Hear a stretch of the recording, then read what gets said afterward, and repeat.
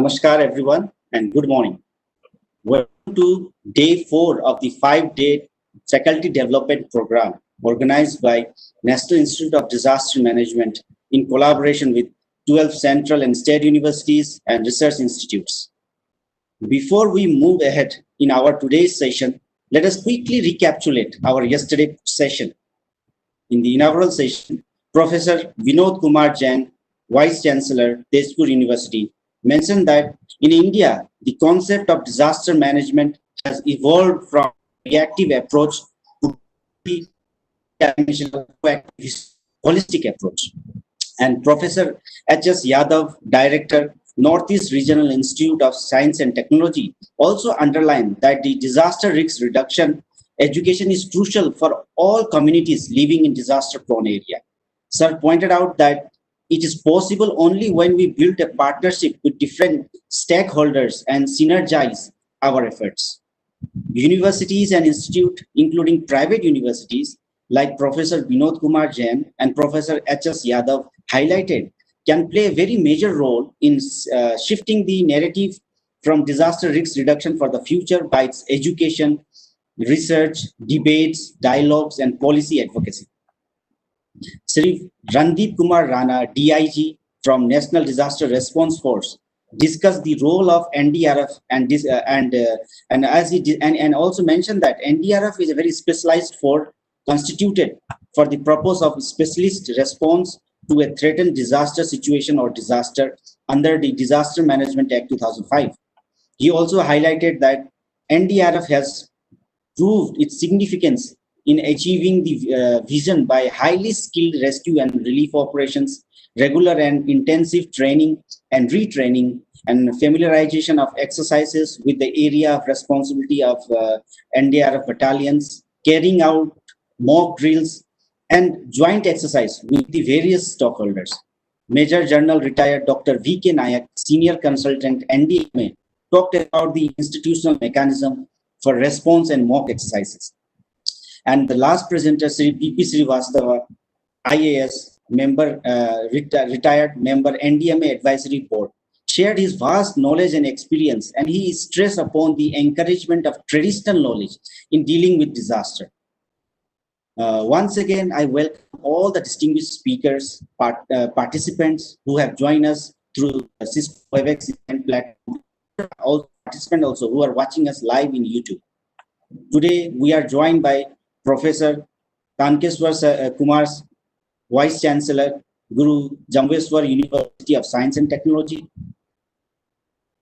Triloknath Singh, Vice Chancellor, Mahatma Gandhi Vidyapit, Varanasi, Sri Sarat Chandra, Director, Flood Forecasting and Monitoring, Central Water Commission, Government of India, Professor Gupta, Indian Institute of Technology, Mumbai, and Mr. Anil Kathet, Young Professional, National Institute of Disaster Management. Now, for our keynote address, we have with us Professor Tankeswar Kumar, Vice Chancellor, Guru Jamweswar University of Science and Technology. Prior to this, Sir has also served of Deen Bandhu Chotu Ram University of Science and Technology and CBN Additional Impact. He has a vast experience working in the field of condensed matter physics, nanotechnology, information technology, e-governance, education, administration, management, inspection, etc. Sir is also a recipient of several awards and recognition and has published more than 160 research publications. With these words, I would like to request Professor Tankeswar Kumar, VC, to deliver his keynote address. The stage is yours, sir. Thank you very much. First of all, I congratulate NIDM and Pondicherry University for organizing this 5-day faculty development program on national disaster management. As said, it's a very, very, a very important topic in the sense that we. Hello. Yes, sir. It is audible now. It is audible now. Okay, so now it's my private connection. So anyway, I was just talking that I am from Guru Jambeshwar University of Science and Technology. Guru Jambeshwar ji have been an environmentalist, and here we not only consider the human being, we consider animals and plants. I was just worried, we have so many things happening, but we are not able to. We're not able to save sometimes even the plants and trees and the animals. I was today just watching TV, and I saw that in California they picked up a horse with the aeroplane and landed at the right place. So that is a kind of the disasters we have come across in our life.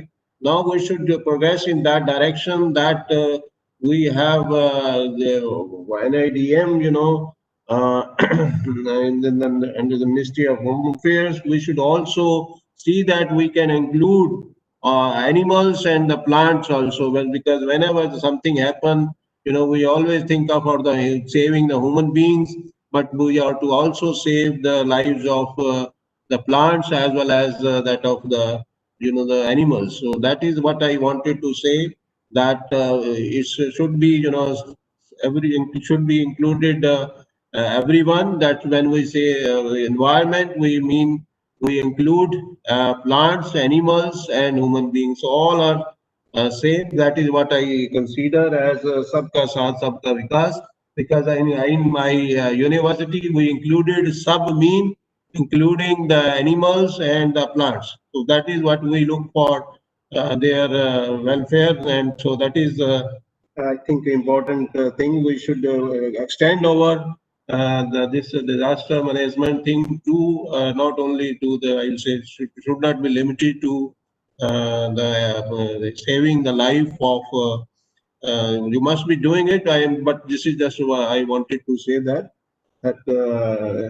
with these words, I once again, congratulate the NIDM and Pondicherry University and all the participants who are participating in this event. And I wish that I could have attended more such programs where we could have learned more about your what the activity is going on. And it is really, I see that the country is doing much better than some of the advanced countries, where whenever we get some cyclones or something like that, then we always see that this department has performed well, and it is a very significant, and this change has happened, I think, at least in the last 15 or 20 years. We have really improved our management in the disaster conditions. And with these words, I once again congratulate all the organizers and the participants. Thank you very much. Jai Hind, Jai. Small. Thank you very much, sir. Sir rightly said that like natural disaster are one of the animal harm, that animals are particularly vulnerable to, like earthquake, hurricane, earthquake, cyclone, volcanic eruption, tsunami, and natural forest fire also have devastating impact on them. In general, if you see animal effects by natural disaster are left to die or to endure the captivating injuries that could have been healed with due medical care. Like wild animals, domesticated animals can also be harmed by natural disaster. However, they have more chances to be rescued. So, sir, your point is very well taken, sir. And NIDM, sir, we are organizing some webinars also regarding this. So, thank you very much, sir, for raising this important issue. Moving ahead, we have with us Professor Trilok Nath Singh, VC, Mahatma Gandhi Kashi Vidyapit, Varanasi.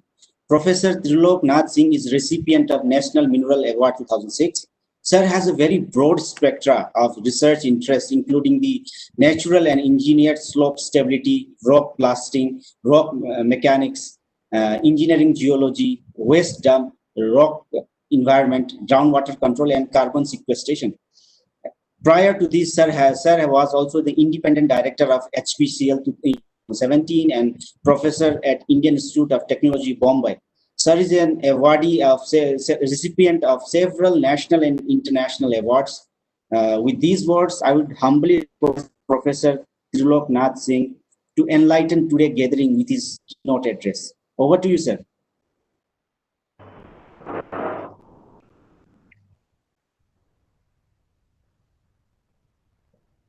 Sir, you are not audible, sir. Yes, sir. Yes, sir. We are able to hear you, sir. Now you can hear me? Okay. Okay. Thank you very much. Yes, sir.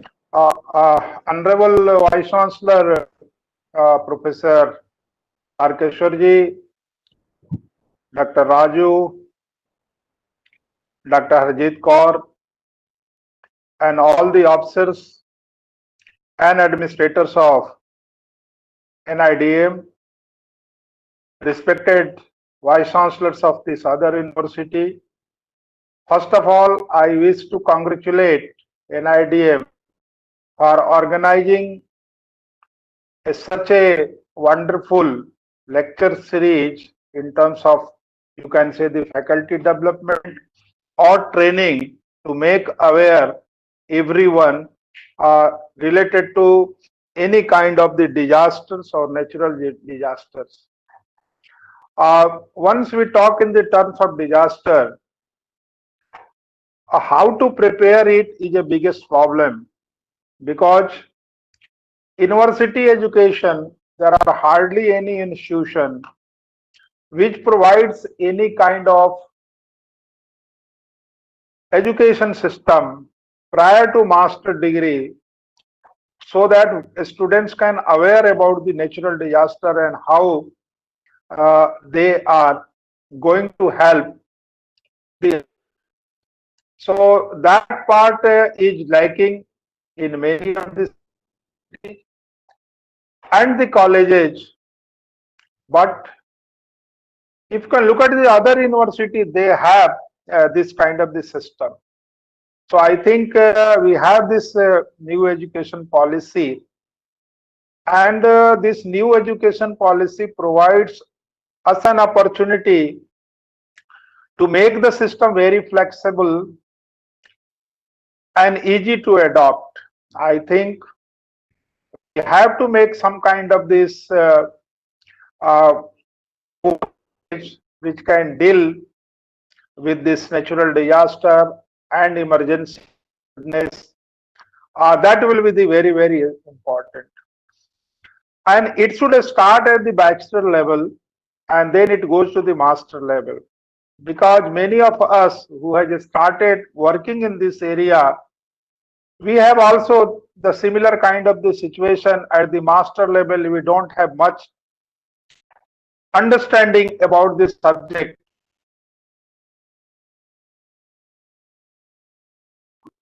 So definitely, as we are growing, we are going for this, developing so many infrastructure across the India, connecting all the people from the hilly regions to the dense forest with the mainstream. Certainly, we have some level of destruction, and that level of destruction will create some kind of the problem in terms of the stability, in terms of the durability, in terms of the sustainability of a different kind of the structures. I'll take the example of, you are going to have a large infrastructure development in the connectivity, the road connectivity, railway system. We want to reach to the people in the hilly region through the rail and the road. And on that we have a number of, you can say, this difficulty to make a proper design. That design includes even the stability of the side crust slope, which has been not the part and parcel of any kind of the tender document. And if you can separate it or separate item, once you can make the road, cut the slope according to our need, and then contractor is bound to go for the faster rate of the development and do a lot of blasting activity. And these blasting activity can create a problem in the later stage. And the classical example of one of the best road which connects Mumbai to Pune, it is considered to be one of the best road construction in terms of the material and whatever this road is widening and other. But we are not in a position to provide a safe road in the time of this rainy season. And everywhere or every year I can say we have some small or bigger difficulty and road blockade. So this is the one of the example I said because it is a very old and the first expressway constructed. Similarly, if you can see in this Uttarakhand or the Himachal Pradesh or the northeastern part of India, we have this problem of the landslide. These landslides are of two nature. One, it is due to the construction or widening of the road. Second one is the natural slope instability in terms of the accumulation of water. There is no drainage system. Sometimes a small pond, natural pond created on the top of the hills, and that water migrates and brings some kind of the disaster. And if you remember, there is a Marlin disaster in near the Pune, where this whole village was washed out at the early morning, and hardly anybody survived. Those who are in the village. That was the biggest, and the mud has flowed a half a kilometer due to this poor management of water system. So there are many other examples where we have seen that a natural pond or something has been created, people start taking advantage of it without knowing whether it is a good for the stability of this slope or not. So I think there are many areas where students can be exposed to how to understand this rock mass behavior, soil mass behavior, water rock interaction, and many others reactions and action in this natural process. If you are not understand, then it is very difficult to provide any kind of the solution. I can just give you an example when we have a problem in many parts of the India and we are not able to provide the proper rockfall barrier. And we are always creating some kind of this other type of this stability management. And these managements never supported or stopped the rockfall because that was not the proper treatment. Then after the study, we have started designing this rockfall barrier in India. And then after that, in the many places where it has been in place, that area has at least not reported any kind of the disaster or any kind of the damage of the road and the property, and there is a safe road. We have also made a very nice atlas which has been prepared under the guidance of Ministry of Science and Technology, a road atlas which vulnerability atlas, you can say, a 164 kilometer long stretch starting from the Rishikesh to Kedarnath. How many slopes which are vulnerable and what are their dimensions, locations, as well as what kind of the treatment is required on that particular road, that has been given to, I think, Uttarakhand government also through the DST, that can help in planning and avoiding any kind of the duplicacy work as far as this geological and geotechnical and investigation and the stability analysis, and what kind of intervention is required to make this road the whole year safe and secure for the commuters. In the northeastern part also, of course, the road traffic density is very less, but strategically they are very, very important, and one should think on working on that area. There is a lot of developments has been taken place, and NIDM is one of the pioneer who can providing all kind of the training and making people to aware about the natural disaster.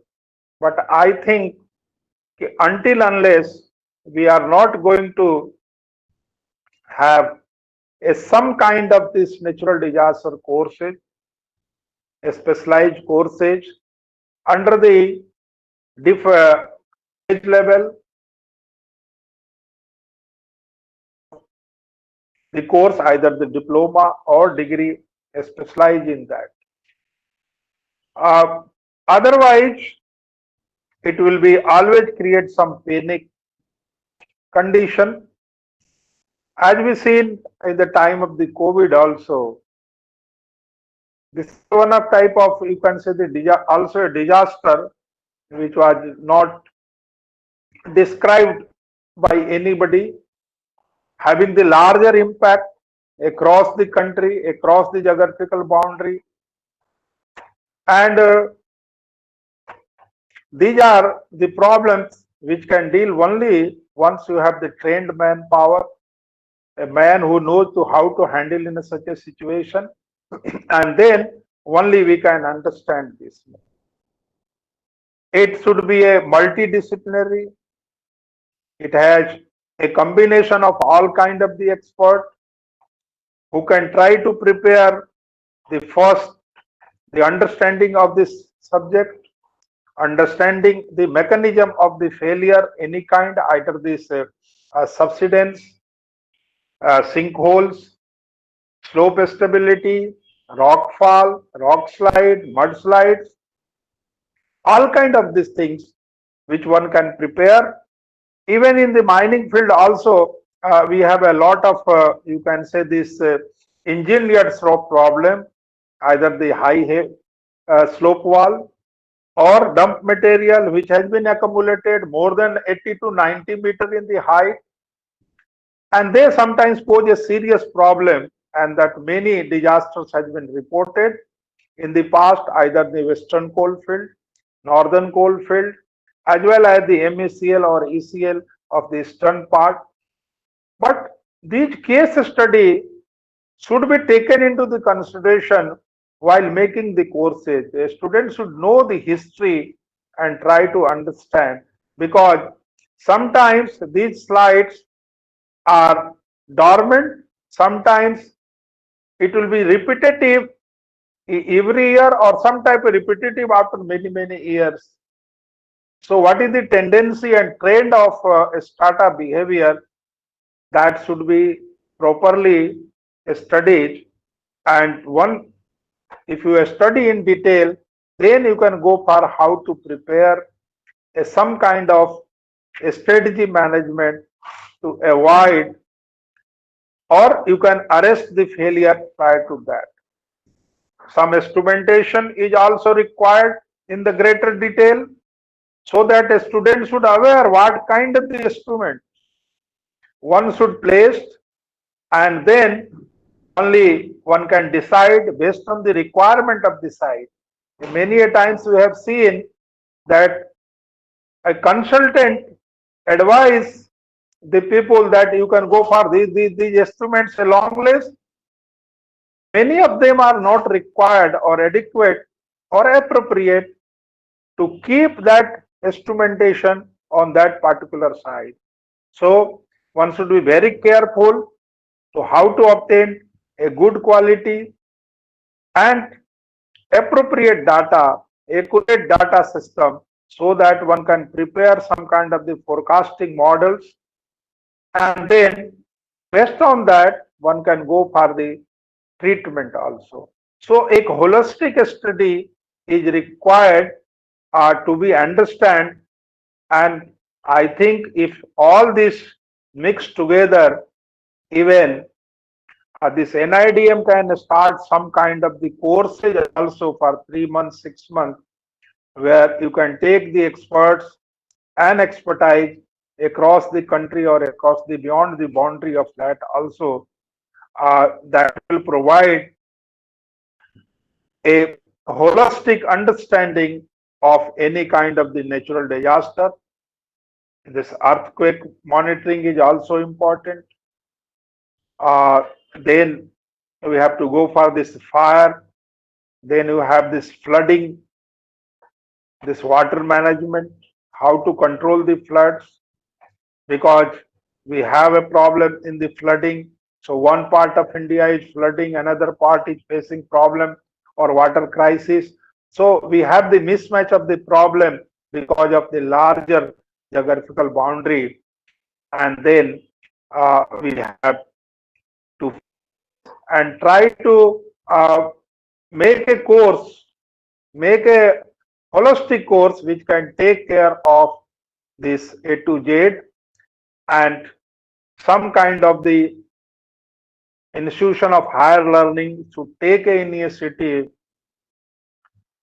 to come out with this course, and then we can popularize this course, make open to this many discipline people can enter as a taker and as well as the deliver of this in the system in the some health people, a primary training how they can behave in the time of any disaster, that will be very, very important, because we have seen and reported in the news media that some health care people have properly behaved with those who are suffering from the COVID.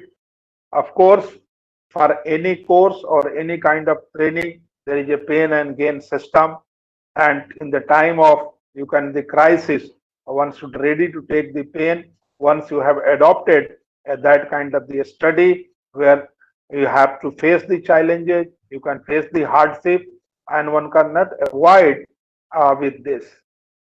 So starting from this engineering to the science to the social sciences, psychology, all disciplines should participate one way to the other way. So with these words, I am grateful to the National Institute of Disaster Management and their officers who can associate Mahatma Gandhi Kashi Vidyapith Varanasi with their panel, because Mahatma Gandhi Kashi Vidyapith is completing 100 years, and it is the foundation is led by Mahatma Gandhi ji himself. And you can see this Mahatma Gandhi's one word is always, one should remember once you are dealing with natural disaster, that nature has given everything to feed the need of this human being or any living organism on the planet Earth. But if you are a greedy, then even the 7 continent is not sufficient enough to make a greedy people happy and satisfied.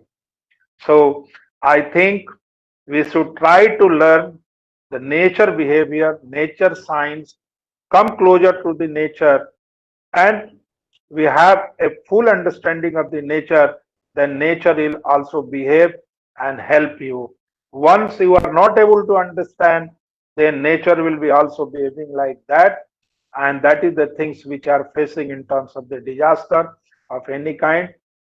With these words, once again, I am thankful to all of you, those who have been participated, and I am especially thankful to this NIDM for giving this opportunity. Thank you very much.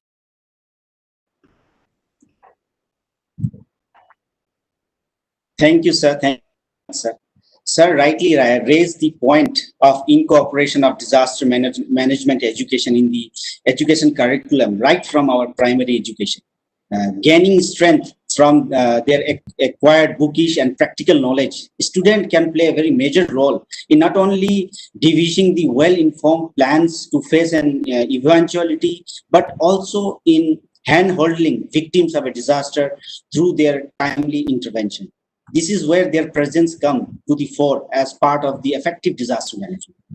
Like Sir highlighted, now that India has evolved the new education policy 2020, higher education significantly contributes towards sustainable livelihood and economic development of the nation. New education policy 2020 also focuses on promotion of vernacular languages, as these languages are linked to the art and culture. Language is a key tool for communication, and when you are in a stressful situation like disaster, you need to be able to communicate the plan of action in the long language that the people will understand faster, because communication regarding disaster management means being able to understand another individual viewpoint about a specific topic. It is also able to and Sir also like emphasize on holistic approach, and the and I would like to inform the participant that National Institute of Disaster Management under the Ministry of Home Affairs offers various online courses on disaster risk reduction in collaboration with World Bank, GFDRR, on various aspects of disaster management. I will request our participant also to visit our website www.nidm.gov.in and have a look at our various online courses. Be interesting to you, and there are so many study materials also which you can get a hold of. Thank you very much, sir, for raising such an important issue. And now I will request Mr. Anil Kathet, young professional, Center for Hill Area Development, NIDM, for felicitation address. Over to you, sir. Thank you, Mr. Raju. A very good morning to all the distinguished dignitaries, panelists, and the participants. As an educational and research institution, the university is by necessity involved in all the phases of disaster management, since it is charged with the mission of contributing broadly to our society. Universities, and as an academic institution, may need to develop and organize a comprehensive educational disaster program or curriculum for the students as well as for the local communities. The program should be simple, easy to understand, and of high quality.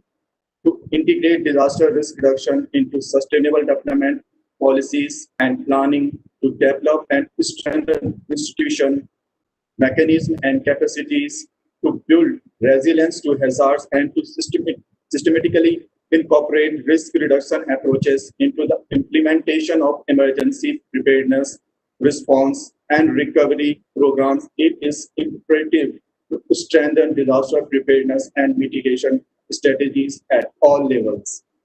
Disaster preparedness can play in saving lives, livelihoods, particularly when integrated into an overall disaster risk reduction approach. The goal of developing disaster risk resilient communities rests heavily upon the success of disaster risk reduction education. At the outset, I would like to propose hearty vote of thanks to Professor T.N. Singh, Vice Chancellor, Mahatma Gandhi Kasi Vidyapith, Varanasi, and Professor Venkeshwar Kumar, Vice Chancellor, Guru Jambeshwar University of Science and Technology, for gracing the inaugural session of 4th day of 5 days faculty development program on disaster management, with your presence and guiding us in our endeavor. Thank you very much, sir. I also express a deep sense of gratitude to Major General Manoj Kumar Bindal, BSM, Executive Director, NIDM, and Professor Surya Prakash, Head GMR Division, NIDM, for their supervision and guidance. I also take this opportunity to thank all the central universities that are associated with this training program. Thank you all. Over to you, Mr. Raju.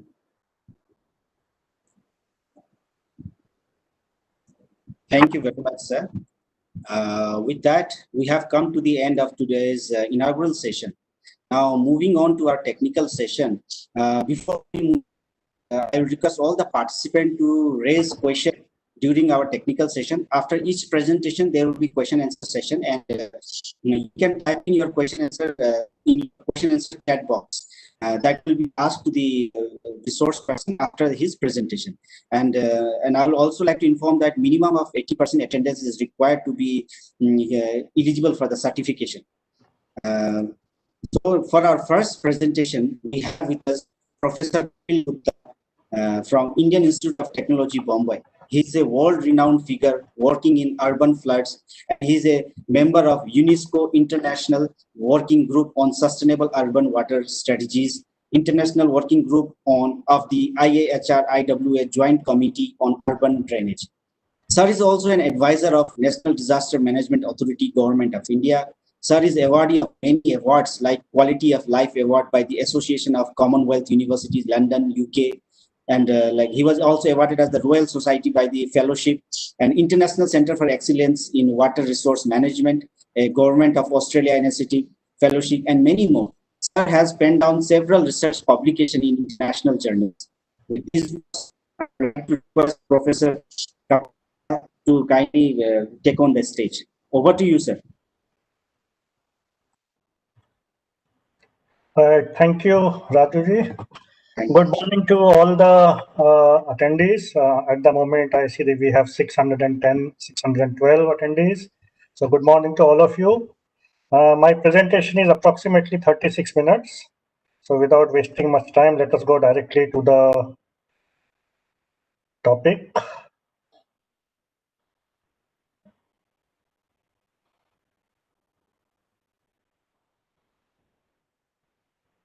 Just take a minute to upload the presentation. Here we are.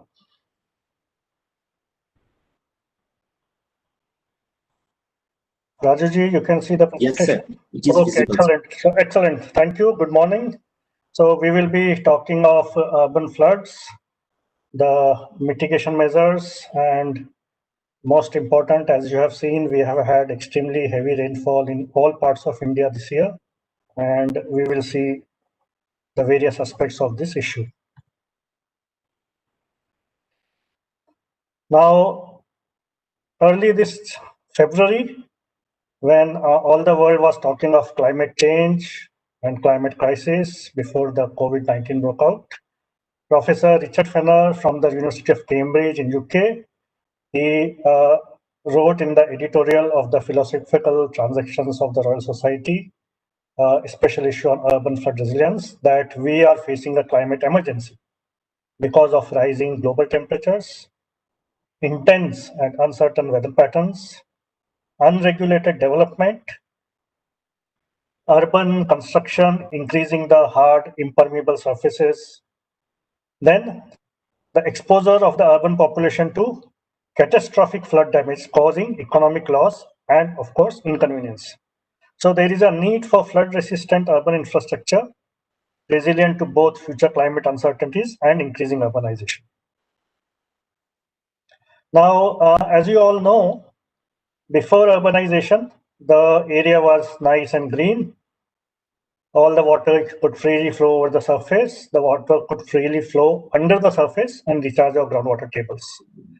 Now, due to urbanization and increasing urbanization, especially with reference to cities, we have constructed on top of these green surfaces.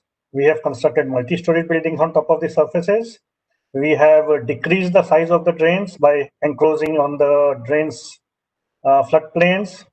And because of this, as you can see, obviously the groundwater recharge has decreased and more surface flow is occurring on the surface.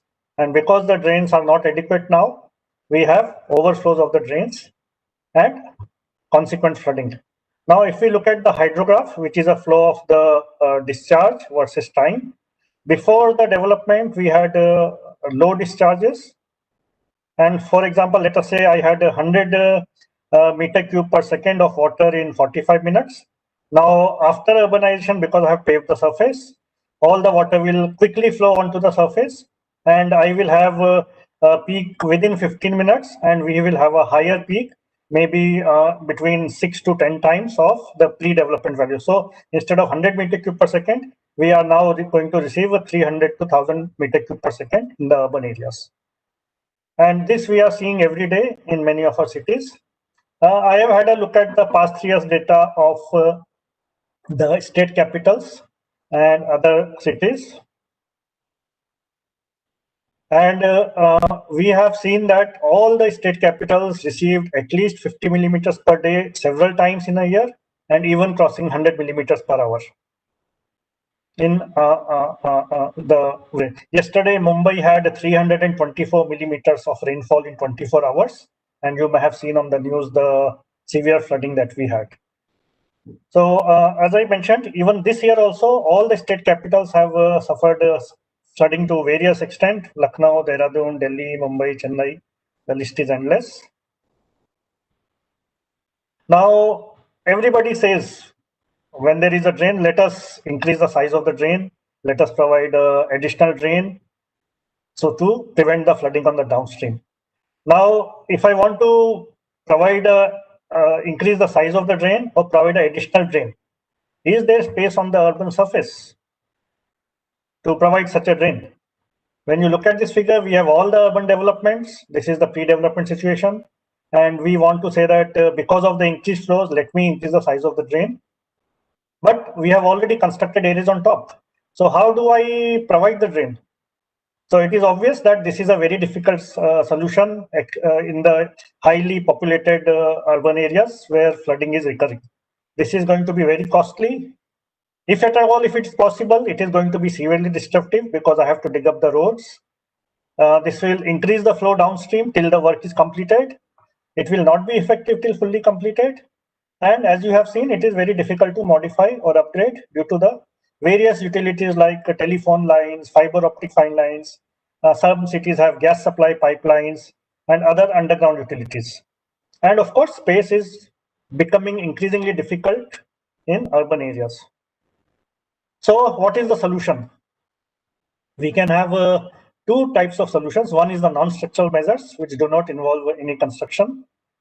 And then we have structural measures. Wherever it is possible, we construct the various structures to reduce the flooding. So we will have a quick look at each of these measures as we proceed further. Now, non-structural measures. After the Mumbai 2005 flooding, a brief note that in 2005, when flooding happened on 26 July, IMD had only 2 rain gauges, one at Santa Cruz and one at Colaba. So Colaba is down south here, and Santa Cruz is up here near the international airport. So there is a distance of 22 kilometers between these. And at that time, the readings used to be taken only at 8:30 in the morning and at 5:30 in the evening. But the severe rainfall happened between 11:30 and 2:30 in the afternoon. So the IMD had no way of knowing what is the amount of rainfall at that time. So subsequently, within the next 1 year, we had several meetings with the Municipal Corporation of Mumbai and the Disaster Management Department of the Government of Maharashtra. And the most quickest solution was that we should first of all know how much it is raining. So we proposed that 30 automatic weather stations consisting of rain gauges. As you can see in the figure down here, this is an automatic weather station. It has a collector to collect the rainfall and measure the rainfall, and it has various other gadgets also measuring the wind speed, temperature, humidity, and so on. So 30 automatic weather stations were installed on the BMC premises. Fortunately, in Mumbai, all the fire stations are come under the jurisdiction of the Municipal Corporation of Greater Mumbai. So we installed the weather stations on top of each of the fire stations, the BMC head office, and at IIT of Bombay also, so that we could give full support to the BMC. So then these were chosen that we have one automatic weather station in each catchment. And fortunately, the fire stations are spread uniformly over the city. So that was not a problem. Most important, the fire stations are manned 24 hours. And anytime flooding happens, it is the fire department which goes to rescue the people. So it is an obvious choice that the automatic weather system should be mounted on top of the fire station, so that the firemen have the best idea of where it is raining heavily, and they can immediately be on standby to rescue the people as soon as the call comes. So the response time is reduced. Then we also train the fire station people to respond. The automatic weather station console comes with a alarm setting. So whenever the rainfall exceeds the predefined amount, in Bombay it is 40 millimeters per hour or 10 millimeters in 50 minutes, the instrument can give a alarm. So when the instrument alarm was observed, the firemen were on standby and ready for any rescue calls. Now, of course, in the first 5 years, I personally went on top of each fire station to pinpoint the exact spot for this. And we trained each of the fire station staff on how to interpret the values on the automatic weather station. In addition, we also installed one ultrasonic flow level gauge on the Mithi River at Powai. So these are the details of the automatic weather station. This is on top of the Municipal Corporation of Mumbai head office. This is the console, which gives you the various wind directions, temperature, humidity, rainfall, total rainfall, rainfall rate, and so on. And this is the console. As you can see, this is the size of a small iPad. And this was the old control room where you had all the hotlines to the various services, police, fire, chief minister, disaster, and so on. And you can also download the data from the console onto your computer for subsequent analysis.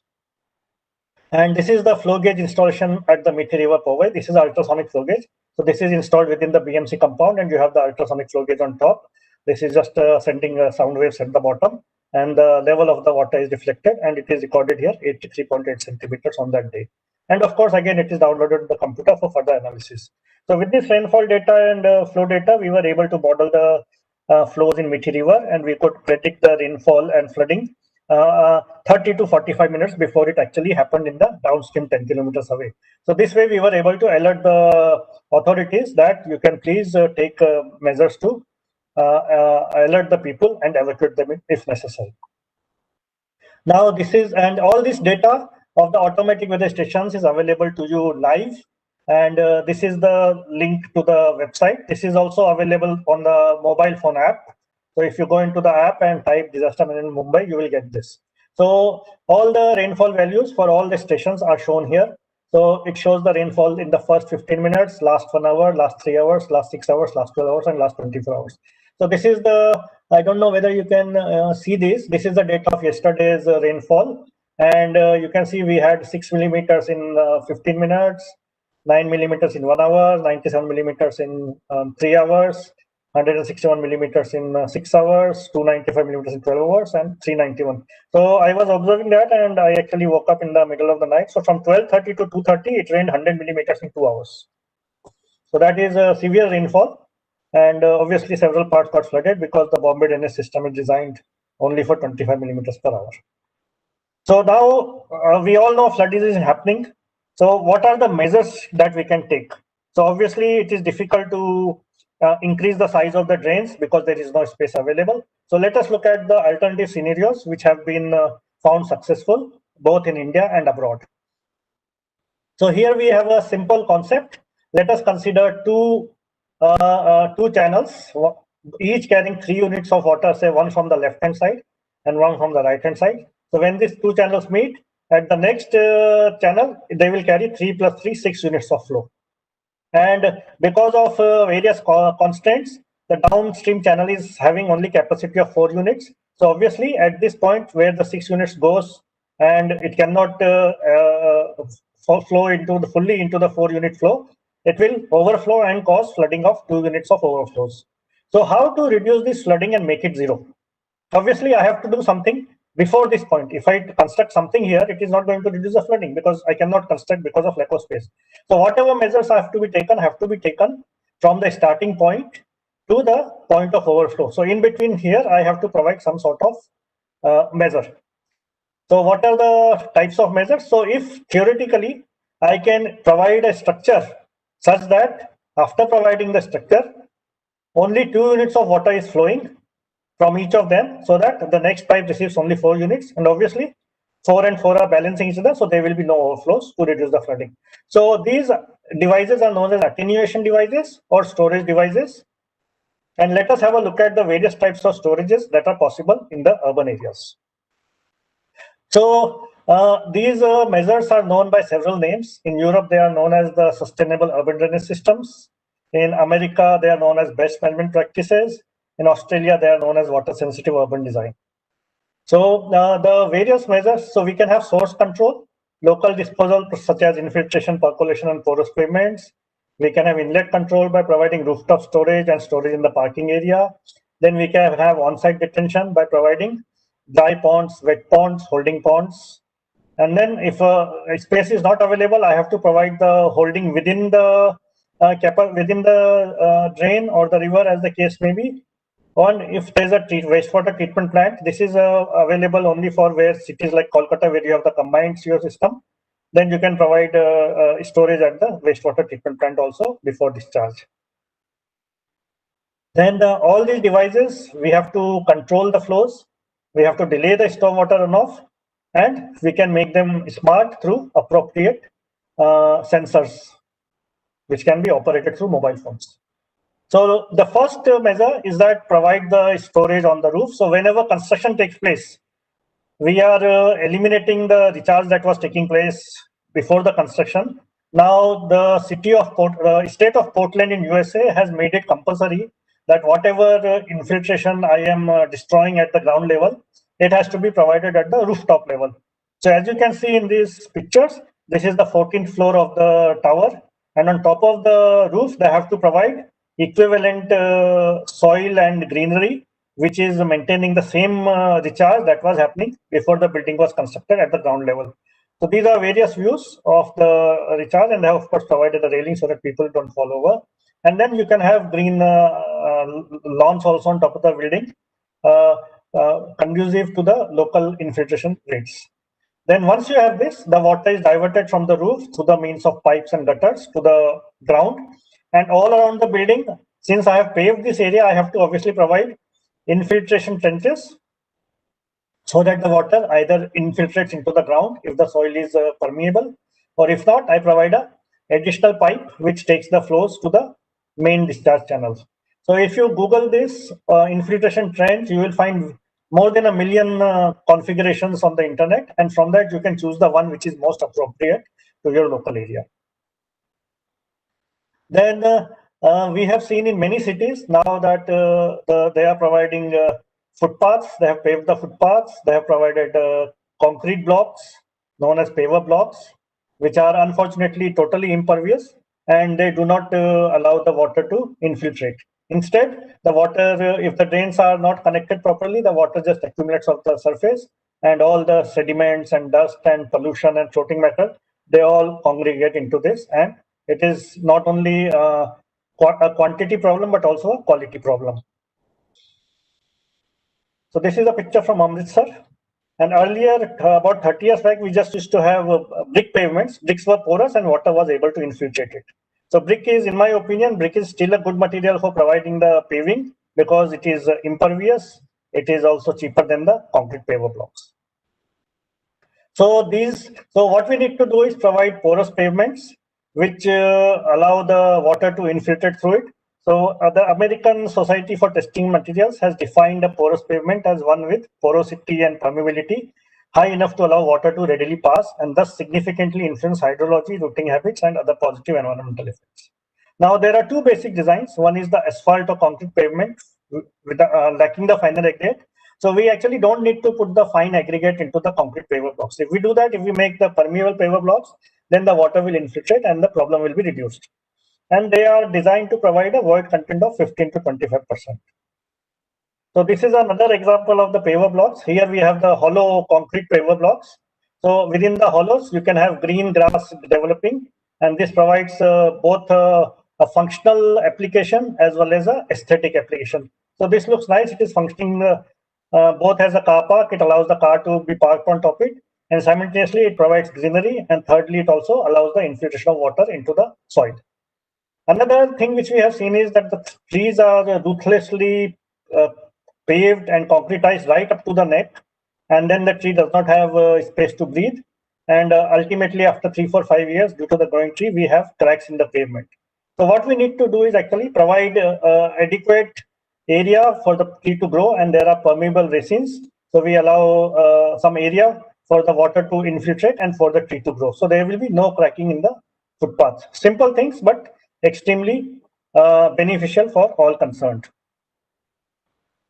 Now, the third measure is that provide so whenever the water rains, it directly goes onto the road and causes flooding downstream. So if we can store the water within the building premises, then we can reduce the amount of water that will reach the areas downstream of this.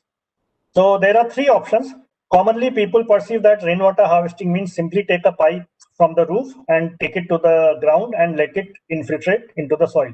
But as you may have seen, the infiltration rate is maybe 50 millimeters per month or 50 millimeters per year, depending on the type of soil you have. Whereas the rainfall is happening in 1 hour. We are having 50, 100, 200 millimeters of rainfall occurring in 1 hour.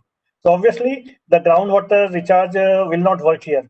So we have to provide storage so that the water is stored first and then it can be utilized later on. So storage is possible in three places. One is on the top of the roof itself. You provide construction on top of the building where the water is stored, and subsequently this water can be used for non-drinking purposes like washing the cars, watering the lawns, and so on. If space on roof is not there, then you can provide syntax tanks on the ground level or any other level in case of multi-story buildings. Water is stored there. Again, it is beneficial to the people. And if even store is not there on the surface, then you can provide underground storage tanks. So all these three solutions have the advantage that the storage water is beneficial to the person who is taking out the measures. Whereas in the case of groundwater recharge, the benefit happens to the person downstream.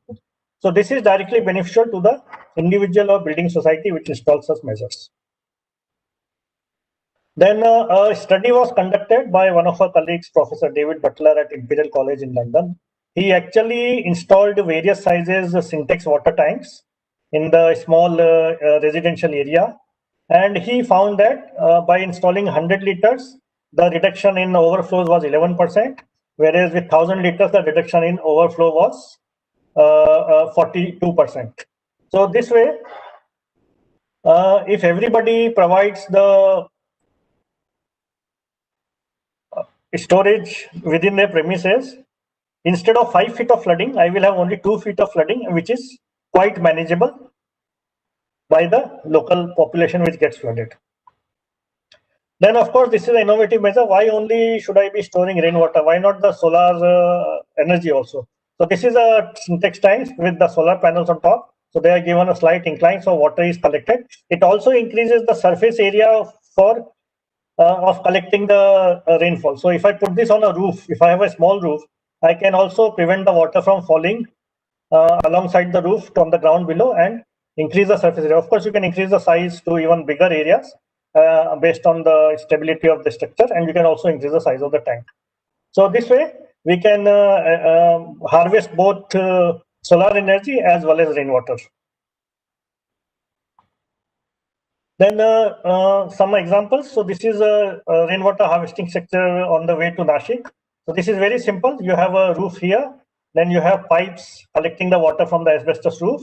This is taken to the syntax tank, and at the bottom I have the pipe. So this is actually a public toilet.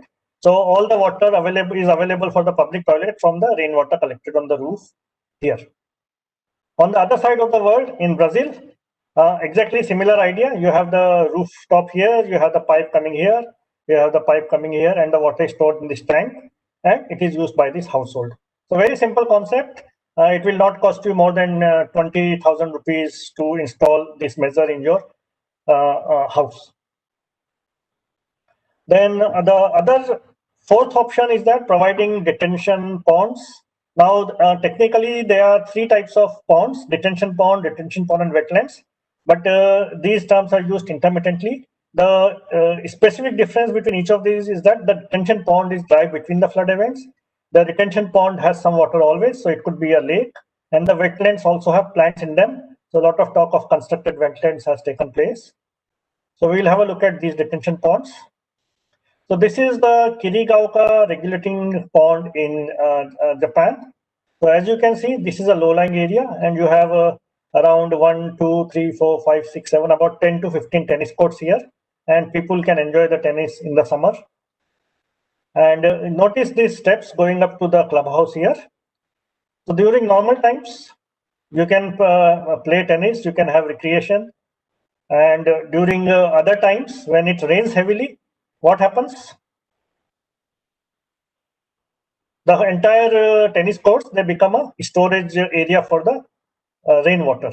Notice the steps here. The water has come right up to halfway through the depression that we had earlier, as you can see here. So in this way, this will not cause any damage or disruption to anybody except the tennis court. And anyway, you cannot play tennis when it is raining heavily. Subsequently, this pond will empty within 24 to 48 hours, and it can again be washed and cleaned. So the major advantage is that we have used the low-lying area for recreation. We have used the low-lying area for storing the water, because flooding happens 2 to 3 times a year. And remaining 360 days, the facility is available for everyone. So there is no damage to downstream, there is no disruption to the traffic, and other similar advantages. Now, after the Mumbai floods, we also tried to provide similar options, but there was very little space available due to over-urbanization. So we had to provide inline storage on the Mithi River. So after the Mumbai flood, 6-meter high flood wall was constructed on either side of the river to prevent overtopping of the water and also to prevent encroachment from coming onto the bed of the river. So as you can see, this is a picture in the dry weather. This is just raw sewage from the slums going into this. Here we provided orifices so that the dry weather flow could flow under the this wall that we constructed. This is technically known as a weir. And during heavy rainfall, because the flow is more than the ability of the water to go from under, the water backs up behind this. As you can see in this second figure, water backs up here. And this way we were able to provide 3,000 cubic meters of storage in this holding pond. So this way, this caused reduction in the flows reaching downstream. It delayed the flows to reach downstream by 10 minutes, and it reduced the volume of flows reaching downstream suddenly. So if this wall had not been there, all this water would have reached downstream and caused flooding in the downstream area. Similarly, another holding pond was constructed upstream. This is the holding pond in the RM Milk area, where you have around again 3,000 cubic meters of storage was provided here. The water comes in, as you can see, it is stored here, and gradually it is flowing over the surface. And this is on the downstream. So this is the Juhu Ville Parle link road, and the water is flowing here from here, and it is coming downstream to the Mithi River. So this way, we were able to provide about 20 minutes delay to the water suddenly reaching downstream. We were able to provide 6,000 meter cube of storage. And all these were, of course, with the alerting system and the flow measurement. It provided 45 minutes of lead time for the authorities to set up their act to provide support to the people. Now, when space is not available even everywhere, then you have to provide space under the existing open spaces or football fields. So in Hong Kong, they have provided a huge underground tank under the football field. So when they first thought of this, they said if we want to upgrade the existing drains and construct 7-kilometer long new culverts in the most densely building districts, it would have taken 10 years to complete, and it would have caused a lot of disruption. So obviously, then they decided that okay, can you switch off the mic, please? Yeah, thank you. So then you find that below the only option available is below the existing playing fields or open spaces. So in Hong Kong, they have constructed 100,000 cubic meter of storage tank. As you can see, the person here is around 1.5 meters, and the height of this is around 9 to 11 meters. So this basically stores all the water, and obviously after the rainfall is over, this can be allowed to flow by gravity, or it can be pumped out depending on the topography of the area. Then the similar measures have been provided in Osaka. So Osaka, they have taken huge underground pipes. These are 6.5 meters diameter. All the excess storm water is taken to the huge underground storage tanks, 6.24 meters below the ground level and at 6.5 meter diameter tunnels. So the trunk sewer is 8.5 kilometers long, and the sub-trunk sewer is 3.7 kilometers. Total length is 12.2 kilometers, and the storage capacity is 300,000 cubic meters in this system. So this is known as the Naniwa Grand Floodway in Osaka. And as you can see, this is the actual picture. Okay, so this is the Japanese worker standing. This is 6.5 meters height of the tunnel 24 meters under the ground. And obviously, at the end of the system, you have a pumping station to pump out the water from this underground storage. Now, when I went to Japan, we went down to the pumping station underground, and everybody says, "Oh, let us do this." But there are several issues involved. What if the power fails suddenly? If the power fails, obviously your pumping will not take place, and it will cause flooding, and the damage will be much worse than before. So, in the underground system, we went down the stairs, and first of all, we saw 3 huge diesel storage tanks, and this is the size of this tank is the size of what you see on the back of the trucks, which are carrying the petrol and diesel from one point to the other. So 3 such large tanks were provided, each of 50,000 liters capacity, so that even if the power fails, they have enough fuel to supply the pumping and maintain the pumps for the next 24 to 48 hours. Then when we looked at the generator, this is basically very similar to a aeroplane engine. It is a turbine generator, and with this they were able to generate the power for running the pumps. So huge investment is required, and huge alertness and operation is required.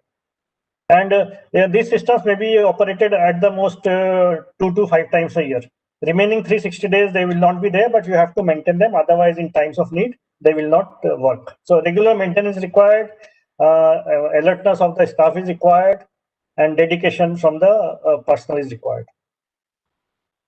So the take-home message is that the sustainable urban drainage system should be part of the drainage master plan, and catchment should be the unit of planning. We are just doing the planning by area A, Gandhinagar, Nehru Nagar, and so on. But we should look at those of you who have studied hydrology, they will know that catchment is the natural drainage for the water, and we should use catchment as the basis of planning. Then in each city, in each location, we can identify the locations for source control, like rooftop storage, storage in the playgrounds, or on-site detention in the open areas. If that is not available, then inline detention in the open stormwater drain or river, as the case may be. And for future new developing areas, we should identify low-lying areas and provide recreation facilities like football fields and tennis courts. So instead of having the garden on top of a hill and the houses in the low-lying area, I should have the houses on top of the hill and the garden in the low-lying area. So this, and then of course we have to improve drainage features of the existing drains. So this is the summary of what we have just discussed. Now these are documented in the NDMA Urban Flood Disaster Management Guidelines. They are available on the NDMA website. So if you type in Google NDMA Urban Flood Disaster Management Guidelines, you will get around 160 pages of full details of all these measures which we have discussed. And technical details of these are also provided in the storm drainage manual brought out by the Ministry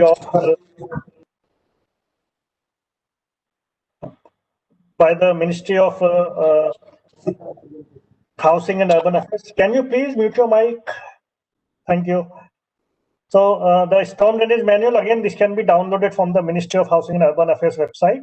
And this provides the technical details of designing of each of these. It also provides on how to provide the rainfall capacity and so on for the design. Then we are all talking of 500 Amrit cities and 100 smart cities. But unless we incorporate the basic feasible measures into future planning of these cities, our systems will again flood again and again.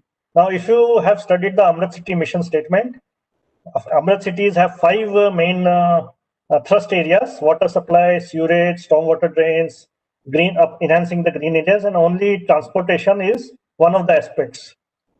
But now points 1, 2, 3, and 5 can easily be integrated when we are planning for the water infrastructure. So the take-home message: when flooded, turn around, don't drown. Thank you for your attention. Thank you.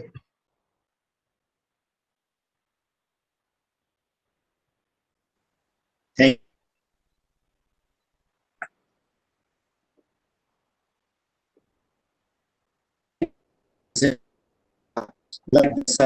people is facing control suffering due to the climate crisis, unless there are some major transformation to global society.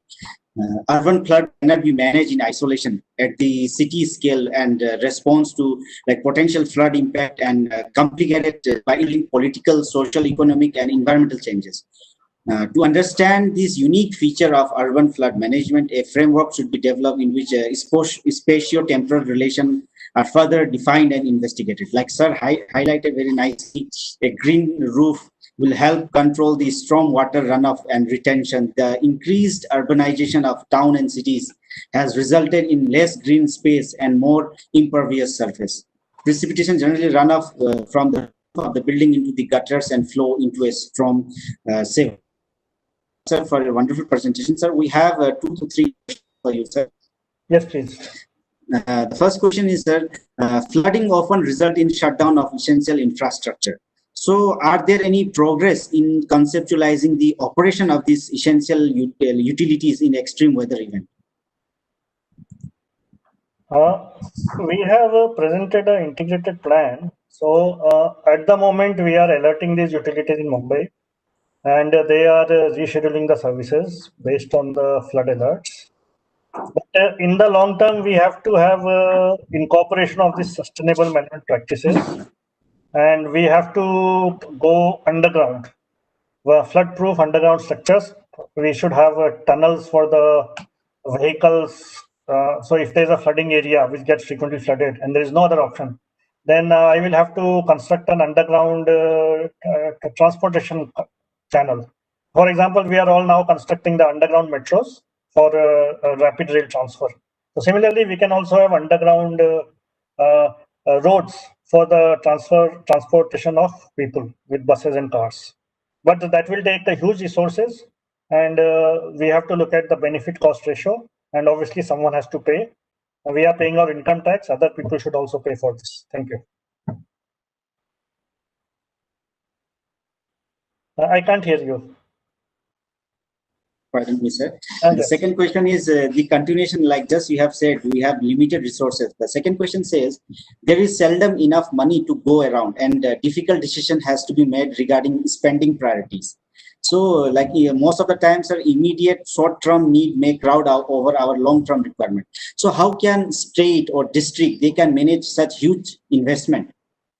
I think that is a answer which I am not the right person. I am a technical person, but often I can say that we have to prioritize. For example, now with COVID, all the resources are going to control the COVID, and next year we will be even short of resources. But we have to prioritize that. Again, you have to have a benefit cost ratio analysis.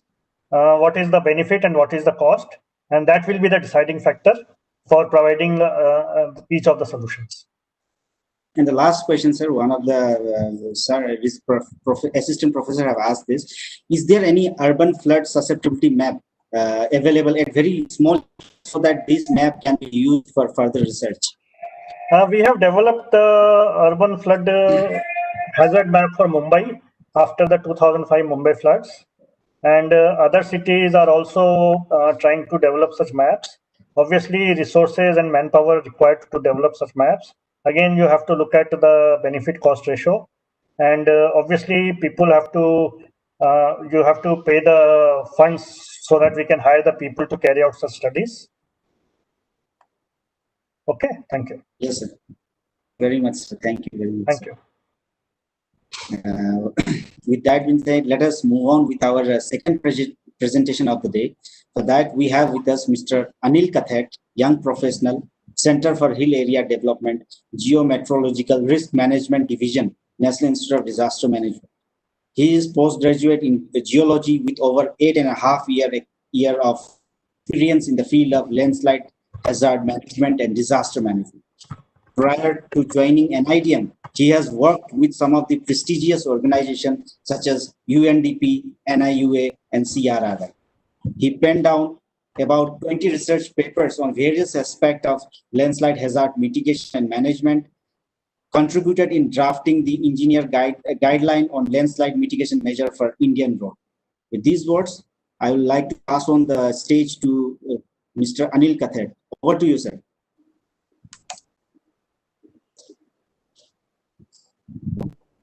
Thank you very much, Mr. Raju. And a very good morning to all the participants. I will be talking about landslide issues and management in our country. The safety of slopes and management of landslides have always been major concern, especially in the hilly region across the globe. Landslides are one of the major hydrogeological hazards that affects a large part of India, from mighty Himalayan range in north to the coastal areas of our south states. India, when you look according to area-wise, is the 7th largest country in the world and is persistently being knocked by landslides of different magnitude throughout the history. According to the Geological Survey of India, which is the nodal agency in India for landslide, which is a nodal agency in the India for landslide management and studies, around 0.442 million square kilometer of our lands, our nation's lands area is vulnerable to landslides. That is about 12.6% of the total land area of India. That spans over 19 odd states and 4 union territories, all the northern Himalayan states and UTs, 7 sister states of northeast Himalayan, UTs of Jammu, Kashmir, Ladakh, Pondicherry, Andaman and Nicobar, and in south like Kerala, Karnataka, Tamil Nadu, Andhra Pradesh. All these states are vulnerable to various kinds of landslides. So, as per available recorded data, the history of landslides in India way back to early 18th century, yet the devastating potential of the landslide got attention of the nation after the episode of Great Alaknanda tragedy of 1970 that happens in Garhwal region of Uttarakhand. The catastrophic event demonstrated its shattering impact right from its initiation point to hundreds of kilometers downstream. The flood generated due to collapse of landslide dam lake completely swept away Belakulchi hamlet in upper region, and also convoy of 30 buses and 13 bridges were devastated by the flood. The other event which turned heads of thinkers, policymakers, and professionals from different fields trading with earth science towards landslide was Malpa landslide that occurred in 1998 and 1998 in Pithoragarh district of Uttarakhand, which whipped away the entire village of Malpa and killed more than hundreds of people. Such nightmare scenario keep haunting our local communities, our surroundings every now and then. In my talk, I will be discussing the impacts of landslides, potential landslide indicators, basic framework for landslide risk mapping, risk management, and some mitigation measures, and as well as the development of landslide management studies in our country. So, what is a landslide? A landslide can be portrayed as an episode of downward and outward displacement movement ranging from very slow to rapid in velocity of any kind of slow forming material, whether it is rock, soil, or their combination under the influence of gravity. So this is the definition of landslides. These are the areas vulnerable to landslides in India, like in Himalaya, that is North Himalaya, UT of Jammu and Kashmir and Ladakh, and states like Himachal Pradesh and Uttarakhand. In Northeast Himalaya, Sikkim and other seven sister states in Western Ghats and Nilgiris, Maharashtra, Tamil Nadu, Goa, Kerala, Karnataka, in Indian plateaus. States like Madhya Pradesh, Jharkhand, Chhattisgarh are vulnerable to landslides in Eastern Ghats, Andhra Pradesh, and Union Territory of Puducherry, and Andaman and Nicobar Islands are also vulnerable to landslides in India. So, what's the reason of the instability in the slope? Some slopes are susceptible to landslide, where others are comparatively stable. Many factors contribute to instability of slopes, and this includes high relief, drainage, bedrock, vegetation, climate, other disasters like earthquake, flash flood, glacial lake outburst floods, as well as anthropogenic activities. The condition factor governing landslide can be classified into inherent, which are their inherent characteristics, and as well as external. External factors condition include precipitation, heavy precipitation, vibration that can be caused due to earthquake or due to anthropogenic activities like blasting, explosions, loading or unloading of slopes. Construction activities without a proper understanding of the slope dynamics have augmented the number of landslide incidents in the country. According to the result publication of UK-based university, 28% of landslides incidents in India are as a result of construction activities. Multi-hazard facet of landslide. Landslide are multi-facet phenomena and having a broad spectrum of magnitude types that can be triggered by other disasters, like I was talking, such as earthquake, unprecedented precipitation, wildfires, cyclone, floods, glacial lake outburst floods, cloud burst, as well as anthropogenic activities, unregulated cutting of hills, haphazard construction of buildings, roads on fragile slopes, and as well as mining.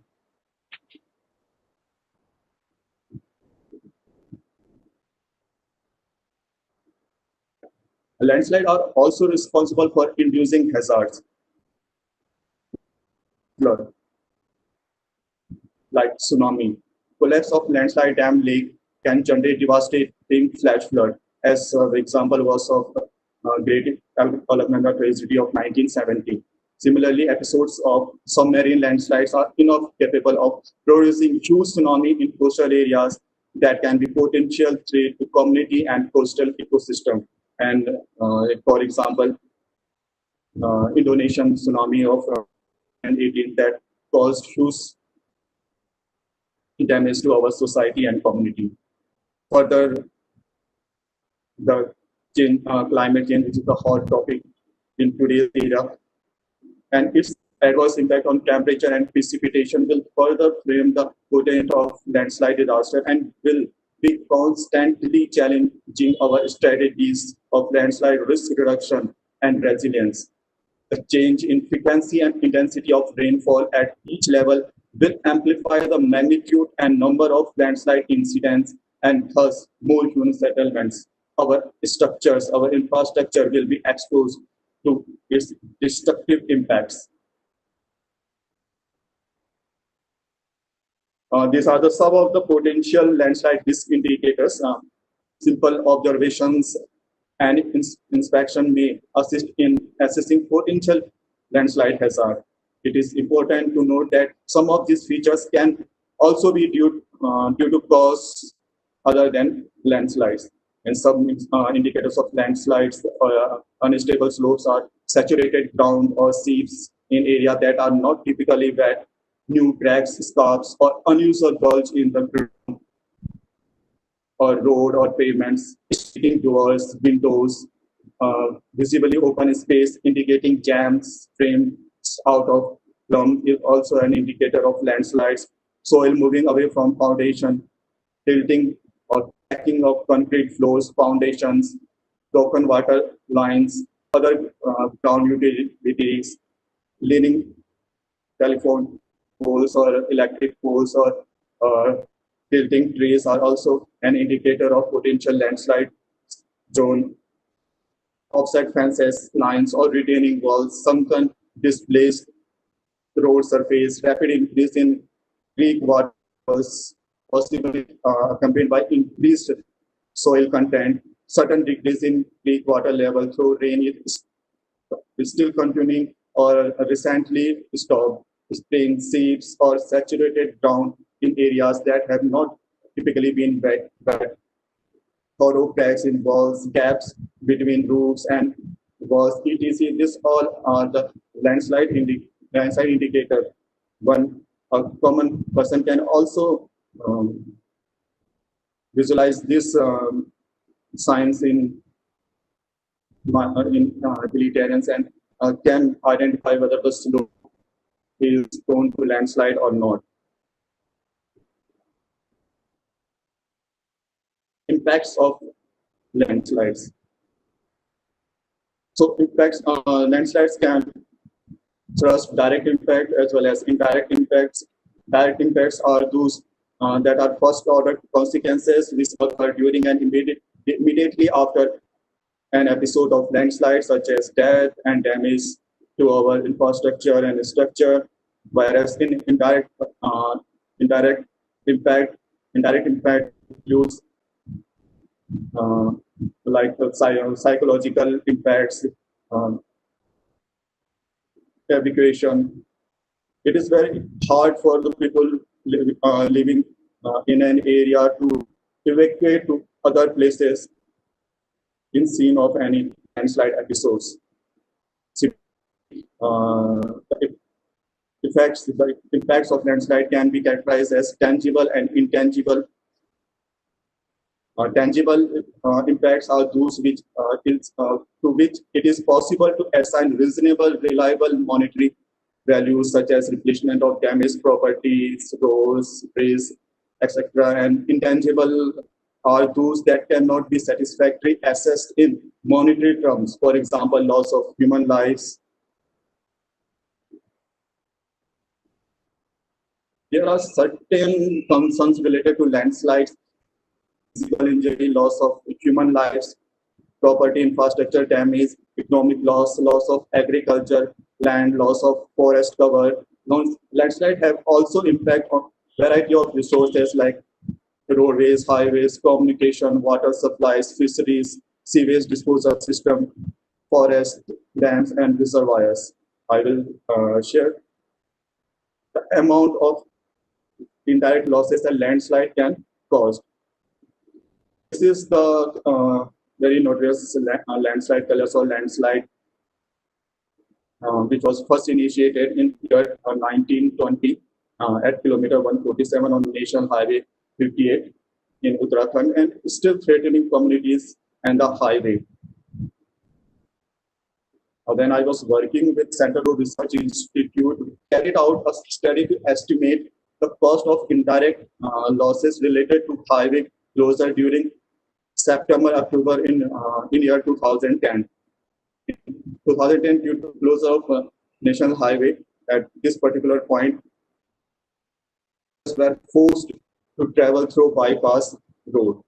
That was 20 meters down. See here, you can see this is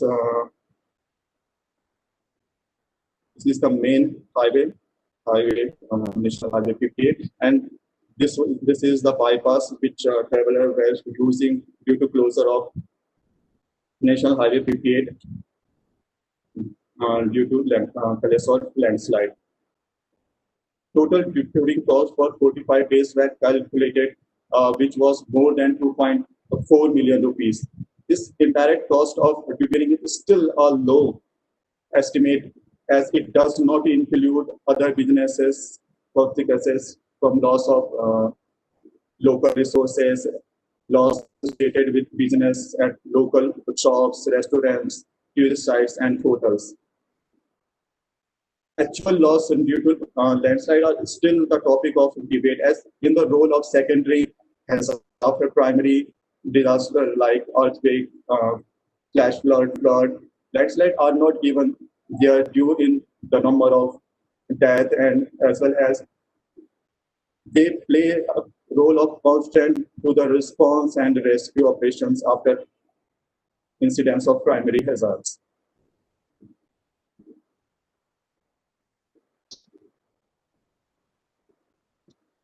This is the basic framework of landslide risk mapping.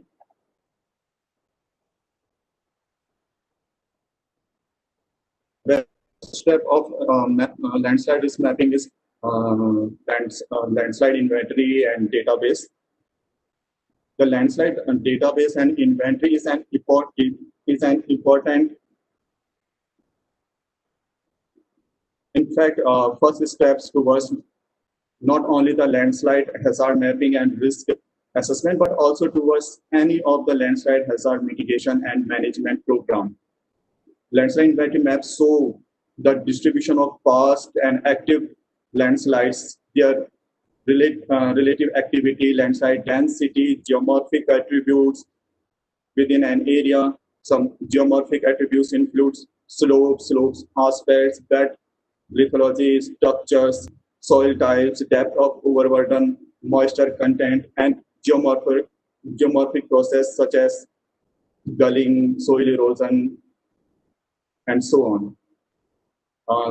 After landslide inventory and database, the second step is landslide susceptibility mapping. Landslide susceptibility mapping usually involves developing an inventory of landslides which have occurred in the past, together with an assessment of area with a potential to experience landsliding in the future, but with no assessment of the frequency of the occurrence of land.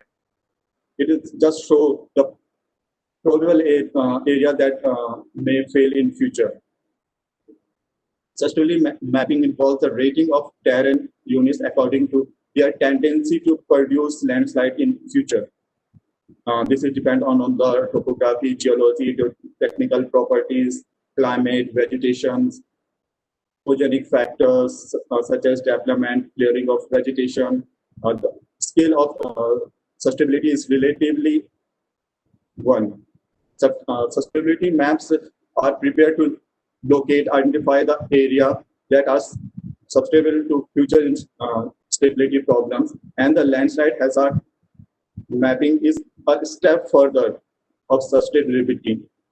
Such analysis and iterative process, whereby initially a broad appreciation of the hazard event and their likelihood, probability of occurrence, and the resulting consequences are developed. This will landslide hazard map will assist in determining which aspects need more in-depth investigation. And the final is landslide risk mapping. It takes the outcomes of hazard mapping and assess the potential damage to persons, annual probability of the person most at the risk, and to the property or the element at risk, accounting for temporal and spatial probability and vulnerability.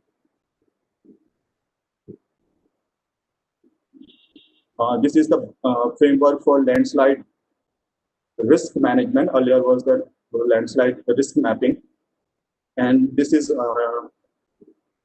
this framework is divided into two.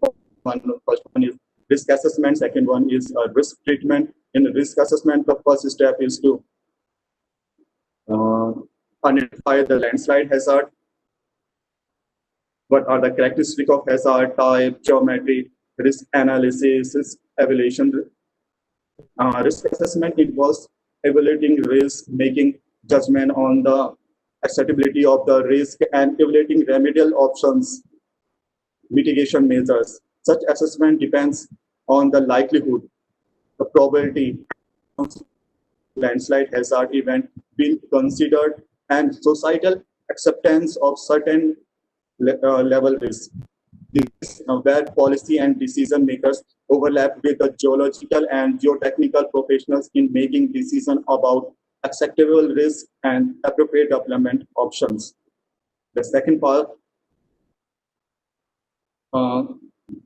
in assessing landslide hazard and risk, one should also take an account of what are the community's value, what are their expectation, what the community wants and what it does not want, which area are or likely to be under pressure for development, what infrastructure already exists near a landslide hazard, buildings, network, other utilities, and the value of the infrastructure, what level of risk the community is prepared to accept or not accept. In practice, it is easier to define what the community will not accept using community relation to past event as a guide. Consideration of the feasibility, effectiveness versus cost of possible engineering solution or other risk reducing mitigation works. The other part is landslide risk treatment.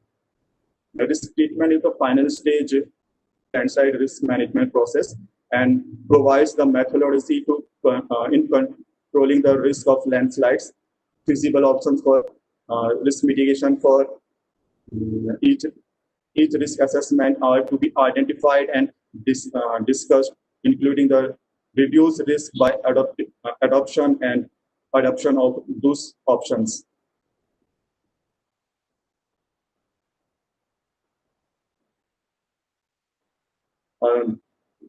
These are some of the mitigation measures which can be used.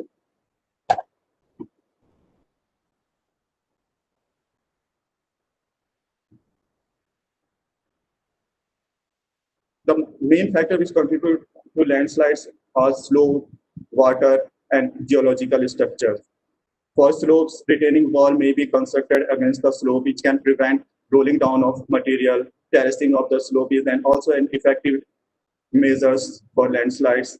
Water, the proper drainage system is the biggest reason behind landslides in our hilly terrains. So, proper drainage network for quick removal of percolating moisture or rainwater by reconstructing ditches and waterways along the slope is a good option for controlling the landslides. And third one is geological structure. Weak plains or zones may covered or grouted to prevent relocation of water. This increases the compaction of loose material. Some of remedial measures that can be used to stabilize the slope. First one is modification of slope geometry. Material can be removed from the slopes, or material can add to the slopes, maintaining the stability of slope. Second one is drainage, surface drainage, divert water from flowing onto the slides. Shallow, deep trench drain filled with street draining geomaterial, buttress, counter force of coarse grain materials. Remedial measures can be used to stabilize unstable slope.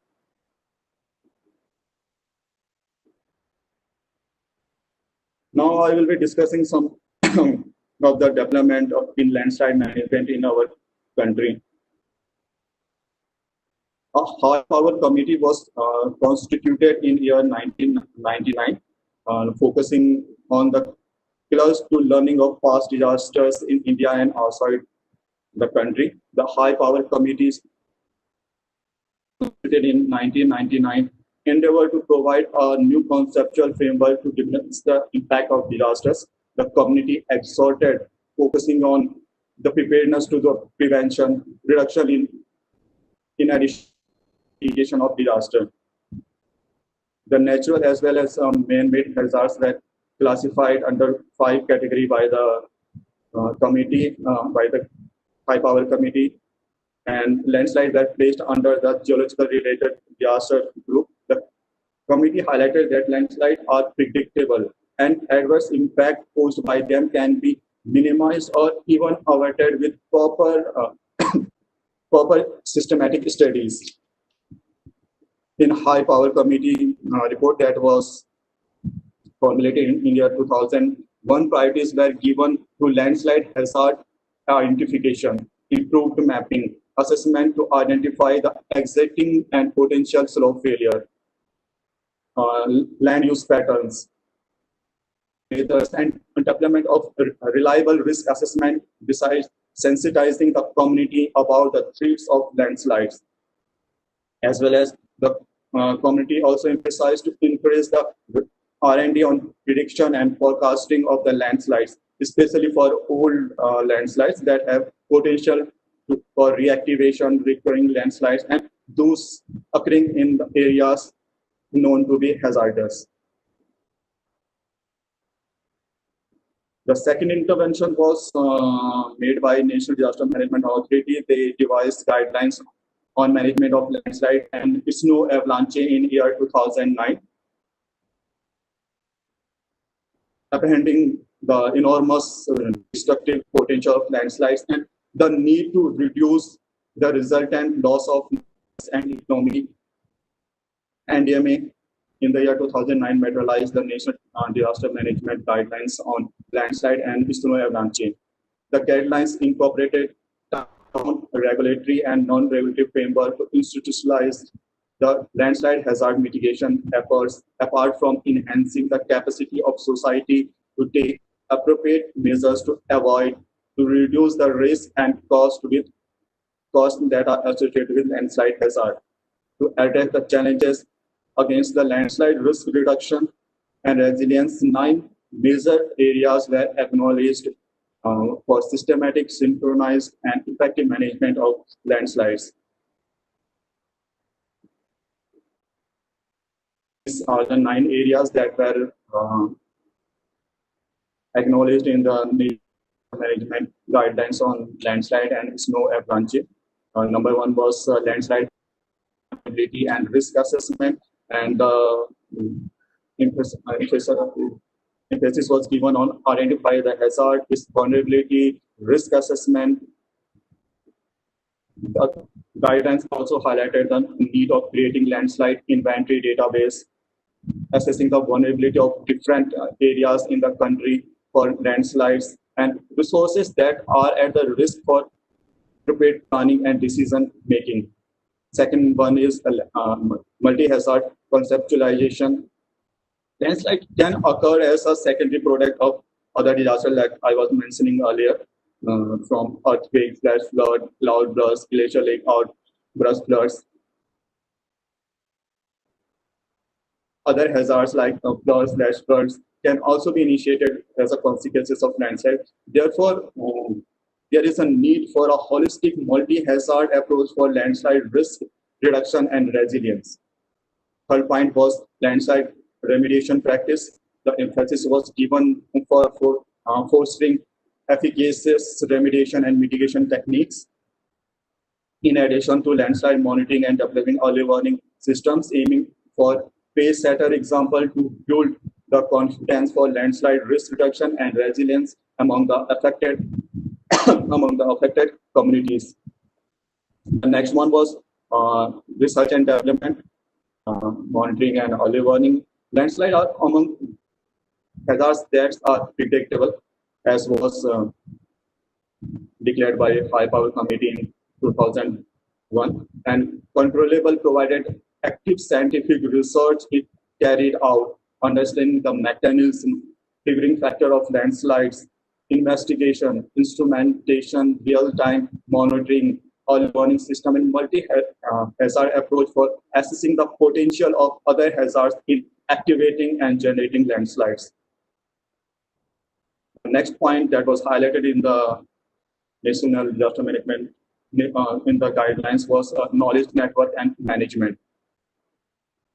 The guidelines quoted digital and updated information database on hazards associated, loss assessment, dissemination of technical information, and maps, essential component for managing the disaster. Next one component was capacity building and training. Enhancing the capacity of that are dealing with landslide is prerequisite for teaching, for reducing the risk landslides and developing resilience against the hazard. Further, the methodology of detailed site-specific recognition, landslide risk assessment, and so on have to be standardized, and exiting course of practice related to landslides should be suitably modified as per the current scenario. And the next one was public awareness and education. Communities of landslide-prone areas are worst affected in case of any disaster landslide. Therefore, it is utmost important to create awareness among them about the of landslide and the measures that can be used to avoid or minimize the ill impact of landslides in their respective areas. The awareness can be created through education, various face-to-face training programs, poster highlighting the do's and don'ts related to landslides, audiovisual ads, as well as media campaign. Next element of the guideline was emergency preparedness and response. Developing a multi-stakeholder, which include scientific researchers, engineers, local disaster managers, disaster response force, and state disaster response force, coordination for emergency preparedness, rescue, relief, and rehabilitation of affected communities.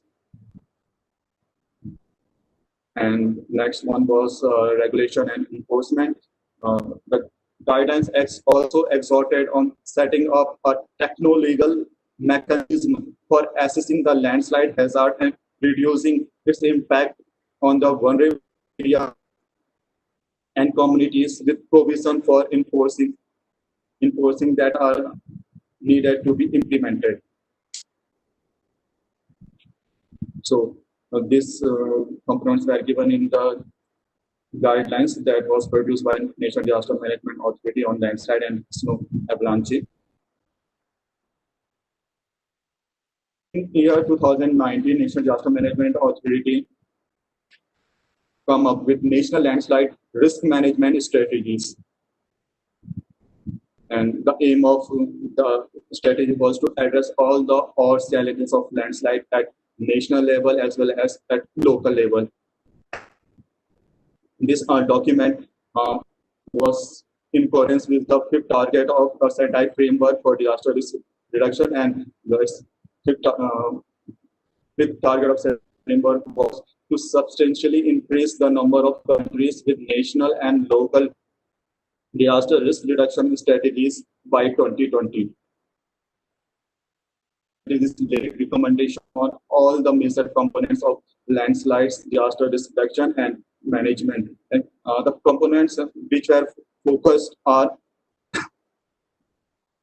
landslide hazard mapping, monitoring early warning system, awareness generation programs, capacity building and training, mountain zone regulation policies, mitigation of landslides, and creation of a special purpose vehicle for landscape management. A number of recommendations were laid in national landslide risk management strategies, and some of them were, as most of the landslide hazard maps are available at small scale, they have limited efficacy in any development activities. Hence, the need was felt to produce maps at macro and meso scale using advanced scientific art, state of art such as unmanned aerial vehicle, terrestrial laser scanner, and very high resolution Earth observation data. The other recommendation that was laid by the strategy was to foster the R&D for development of early warning system based on rain threshold, earthquake-induced landslide modeling, and wireless sensor network-based instrumentation. To promote the culture of awareness generation, preparedness by involving and educating the local communities, especially the youth, about the landslide management as well as other hazard of their respective area was also highlighted in the strategies. Another point that was recommended was to identify the target group for from national to grassroots level and enhance their capacity of landslide risk reduction through training programs, having upgraded and simplified content with new technological inputs. Review and updation of existing codes, standard guidelines for landslide management were also highlighted in the strategic document. And one point was also to identify most problematic landslide site and to identify suitable control measures for that site and establish that site as a pace setter example for managing the landslides in hilly areas. And last one was to establish a national level center dedicated only for landslide research studies and management. This point was also highlighted in High Power Committee report of 2001. A number of initiatives were taken in the country for the invitation interventions.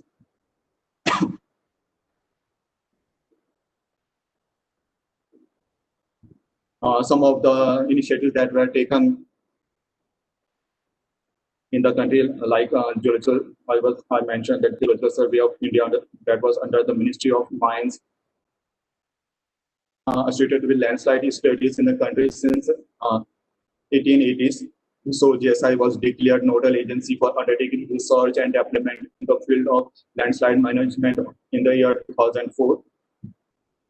In 2012, government constituted a technical advisory committee for landslide mitigation and management to foster landslide-related research in the field of mapping, monitoring, and capacity enhancement. In 2014, Geological Survey of India launched a National Landslide Susceptibility Mapping program to cover landslide-prone areas of country to create a dynamic National Landslide Susceptibility Geodatabase, GIS-based seamless landslide susceptibility maps, and a national-wide repository on GIS-based landslide inventory. The other achievement of GSI include collaboration with national and international organizations and institutes for development of science and technology in the field of mapping, hazard, risk assessment, instrumentation, as well as in the field of early warning for the landslides. Similarly, Bureau of Indian Standard published a number of course guidelines related to the different facets of landslide management, such as landslide hazard, zonation mapping, course related to the design and construction of various retaining walls, landslide control, and remedial measures. Similarly, Indian Road Congress helped the stakeholders concerning landslides, especially on roads and highways, through their guidelines on landslide mitigation, prevention, and corrections. Building Material and Technology Promotion Council that works under Ministry of Housing and Urban Affairs produced third edition of Vulnerability Atlas of India in year 2019 that provide state-wise hazard maps and damage risk table for whole country. Institute, organizations, as well as common people can utilize given information and data in the atlas for developing methodologies for mitigation and preventions of disasters.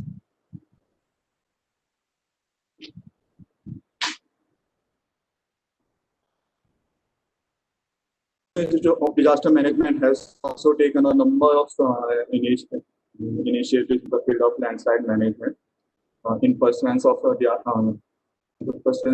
mandate of the Act of 2005 that mandated an NIDM for capacity enhancement. National Institute of Disaster Management developed training module on comprehensive landslide risk management in year 2012.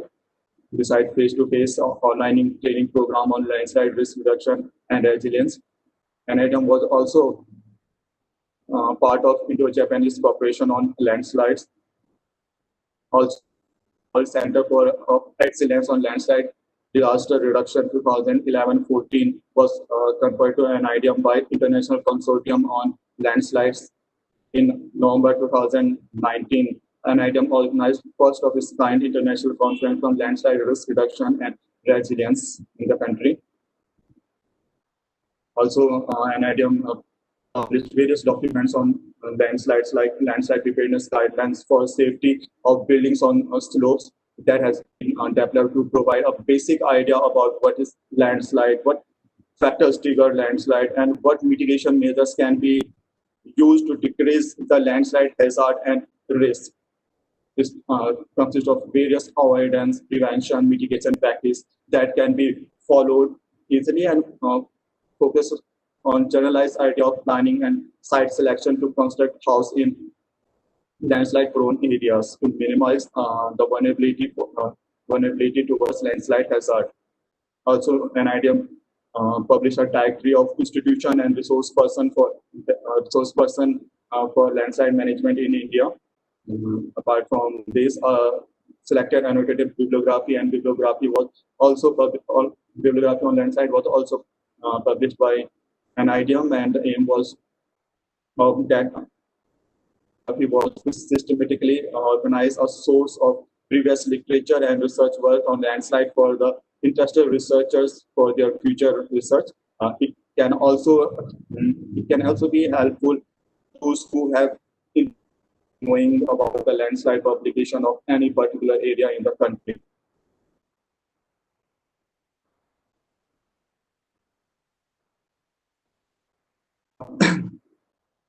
We the human have always exploited the nature to fulfill our insatiable hunger for growth development without considering the health status of our slopes. We need to synchronize our activities with the attributes of slopes we are living in. Otherwise, when nature will come into play, it will make all our studies look like kindergarten stuff. We need to make disaster risk reduction a part of our regular curriculum at school level as well as universities level. Also, we need to enhance the capacity of our local communities for DRR. 8 point of our Honorable Prime Minister on DRR also highlighted the need to build on local capacity and initiatives, and people should be trained when, what, and how they should respond to minimize the risk of disaster. Our focus should be on developing a culture of safety and resilience. Some way forward that can be taken from the national intervention on landslide risk reduction and resilience are to establish a national level center that will work dedicatedly on landslide management.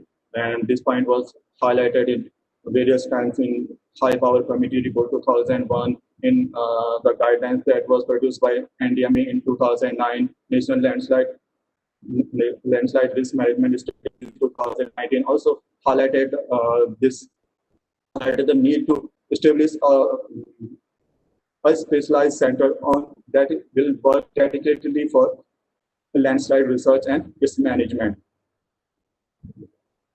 Another point was to set up an example for landslide management and develop a robust early warning system and enhancing the capacity of local communities so that we can reduce the risk of upcoming landslide hazard. That's all. Over to you, Raju.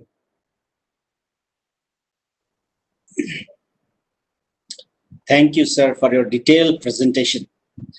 Landslide hazards rank high among the hydrogeological hazard because they pose a threat to life ranging from disruption of normal activities to widespread loss of life, property, and destruction in large part of mountainous region of India. Landslides are present in all continents and play a very important role in the evolution of landscape. They also represent a very serious hazard in many areas of the world. Preparing landslide map is important to document the extent of landslide phenomena in a region, to investigate the distribution types, pattern, recurrence, and statistic of slope failure, as sir has highlighted. And sir also talked about the National Landslide Risk Management Strategy document, which addresses all the component of landslide disaster risk reduction and management, such as hazard mapping, monitoring and early warning system, awareness program, capacity building and training, regulation and policies, stabilization and mitigation of landslide, etc. This strategy, as highlighted by Mr. Anil Kathayat, envisage the specific recommendation for the concerned nodal agency or ministries, departments, states, and other stakeholders so as to avert or reduce the impact of future landslide calamities. Thank you once again, sir. We have a question for you, sir. So the question is raised by Tushar Pradhan, Sardar Ramesh Sudhan, and several others. The question is, development in hilly areas has been in a clash with hill ecology. As we see roads which lead to landslide, what we saw during the Uttarakhand disaster, mountainous area are also very difficult terrain, and it is tough even to evaluate these areas. So what are some of the innovative or preventive measures or strategies that should be adopted for landslide management, keeping in mind the future development activities, especially in hilly areas? Thank you, Raju. I am audible now? Yes, sir. There has always been a link between disaster and the manner in which development has been carried out in ecological fragile region.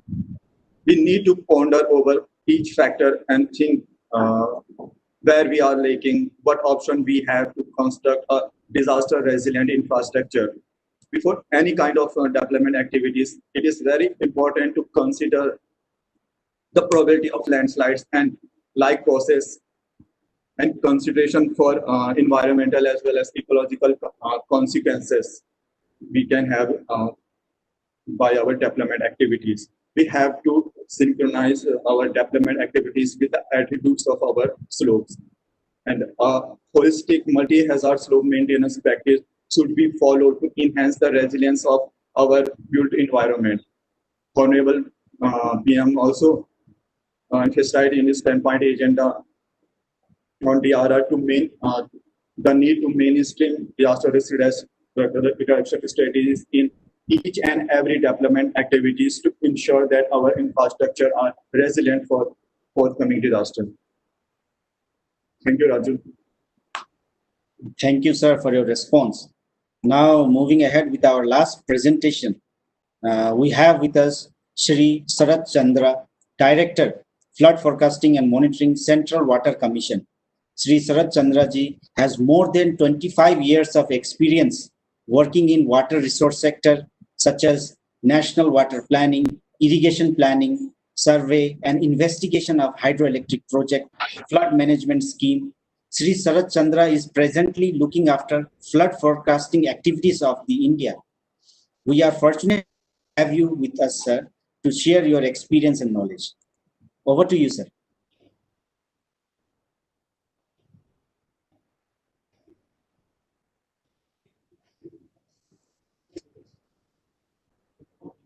Hello, sir.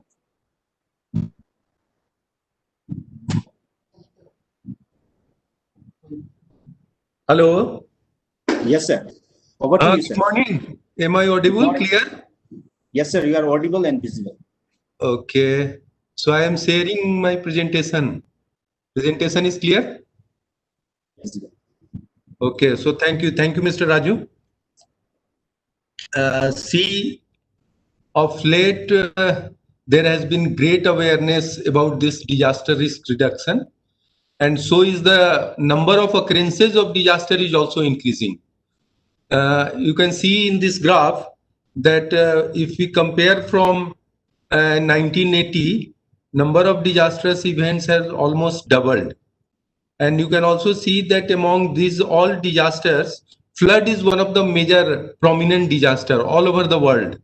But particularly in this South Asian region and India, this comprises of nearly 1/3 of disasters, and it has transboundary effects too. Means if there is a heavy extreme meteorological event in the region of Nepal that is causing the flood in our northern portion, Bihar as well as Uttar Pradesh. If we see the flood damage statistics in our country, it nearly affects the 0.04% of our GDP annually. And if we examine, actually Central Water Commission maintains the flood damage repository due to heavy rainfall as well as floods in the country. And we are collecting this data since 1953. So average of 1953 to 2018 indicates that it nearly affects the 2 to 3% of the geographical area of the country, 2 to 3% of the cropped area in the country. Similarly, 2 to 3% of the population is affected. Human lives lost is generally average of 1953 to 2018 is 1656. human lives lost. And in terms of cattle lives lost, it is 92,544. But these are average figures. In the individual year, depending upon the flooding, it can be much higher. Suppose in 2018, due to Kerala floods alone, in the monetary term, damage was reported to be around rupees 30,000 crore. So we should see what is the major reason of flood. Prime causative factor of flood is what is the reason? So we all know that we have predominantly monsoon climate in the country, and this monsoon climate has many unique characteristics, and one of them is it shows a high spatial and temporal rainfall variability. We have in the country areas like in northeast, in Cherrapunji, Mohsin Ram, we receive annual rainfall to the tune of 11,000 mm. Whereas in the western Rajasthan, we have very scanty rainfall in the range of 100 mm rainfall, annual rainfall. So this huge spatial rainfall variability, then if we examine it in the time dimension, so that monsoon rainfall is actually coming in only 3-4 months, like June, July, August, September. So that is the main reason of flooding in the country, huge spatial and temporal variability. And it has been seen, enough evidences are now there that even this variability is increasing. In leaner number of days, that extreme rainfall is coming. Total amount country receives annually is 4,000 mm. That amount is not being altered, but then time in which those 4,000 mm rainfall is being realized is becoming leaner, maybe due to climate change or whatever may be the reason, but evidences are that rainfall is coming in leaner number of days. So we should start, what is actually flood, how it is defined. Flood has its origin in English word which means flow of water, tide. So hydrologically, if we define flood, that is due to some extreme rainfall event, rainfall will be generated and that will emerge in the river flow, that is flood.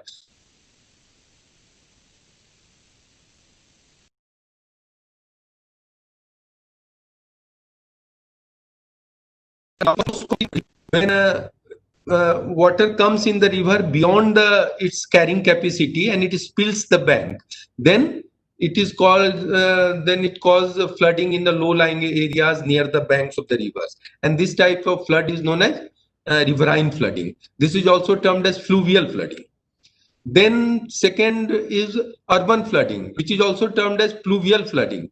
This is due to the fact that in urban areas, a lot of concretization is taking place, and so these pavements are coming up, and that increases the rate of runoff regeneration because infiltration capacity has decreased. If we compare with rainfall intensity, infiltration capacity has decreased in those areas, and whole rainfall is converting into the rainfall.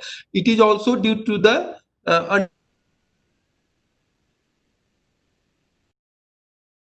revised its carrying capacity of the drains. So some sort of measures should be taken, but storm water flooding is becoming very common in almost all major cities, towns. Now it has been experienced.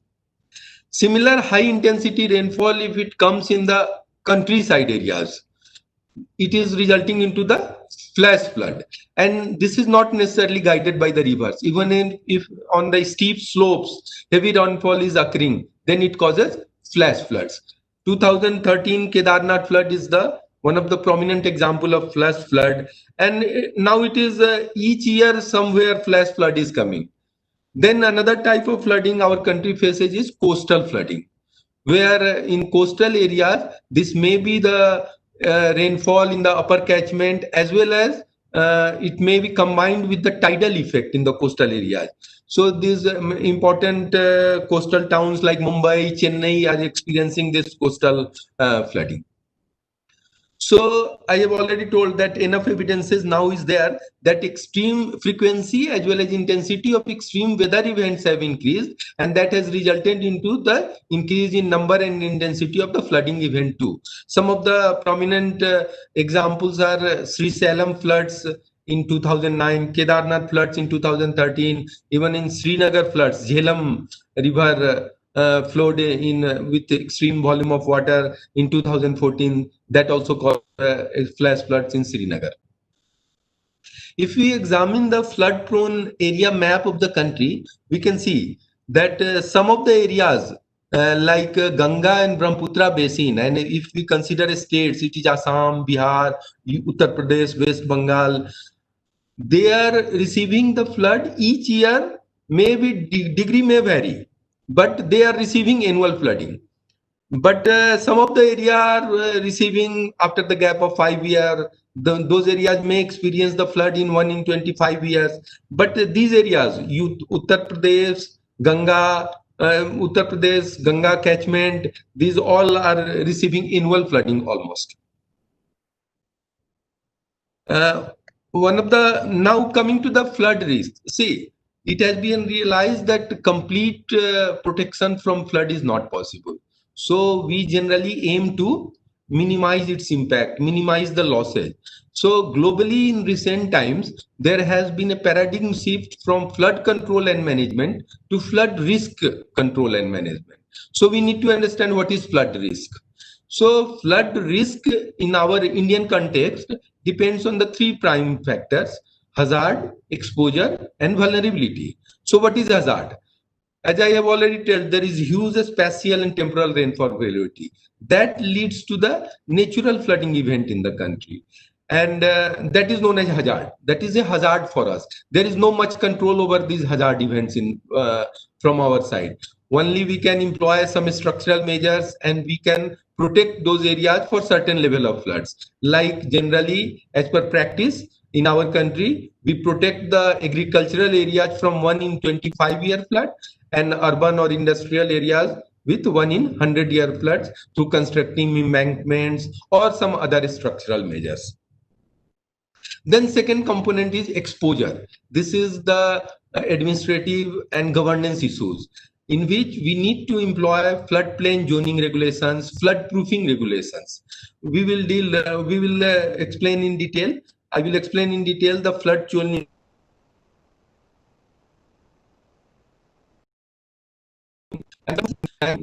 You need to issue such guidelines, regulation guidelines, that buildings plinth level should be above the 1 in 100-year return period flood levels. Similarly, in flood planning zones, we need not establish hazardous industries or some sort of things near to the bank of the river. So these are governance issues. We need to frame these guidelines, and we sacrosanctly we need to implement those guidelines. Then third element is also very important, that is vulnerability element.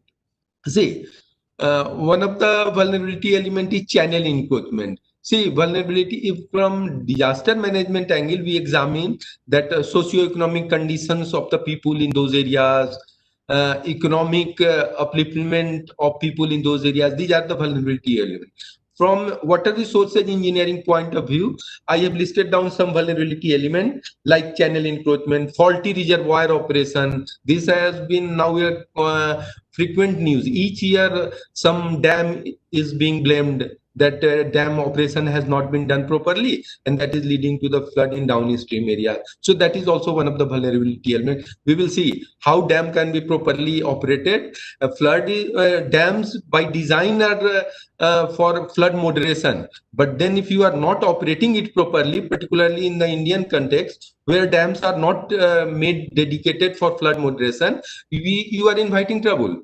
Similarly, drainage congestion in low-lying areas, narrow exit to the sea, coastal flooding. These are some.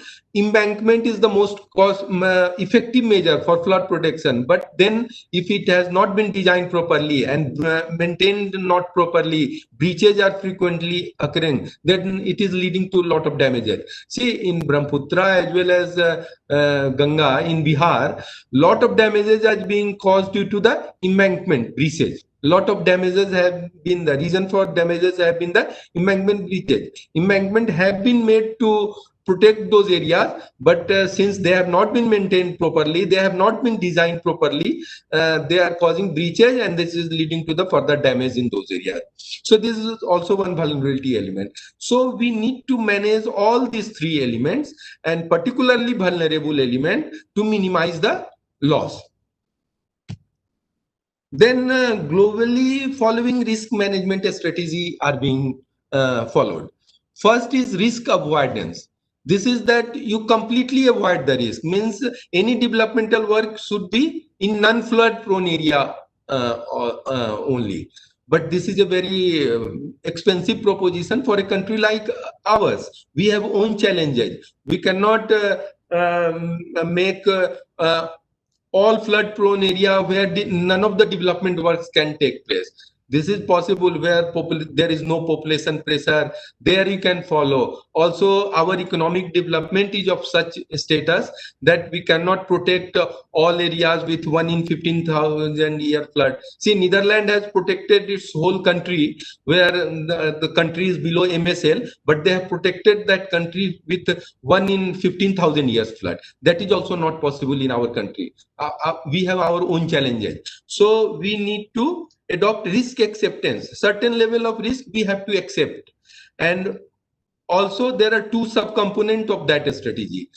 Without any mitigation structures, you can lead to, that will be the crisis management situation. And with certain mitigation measures, that is termed as risk management. So our aim only should be that we have to shift from crisis management situation to the risk management situation. Then third strategy is risk mitigation, where we need to adopt some drainage management measures. Like urban flooding has become a common feature.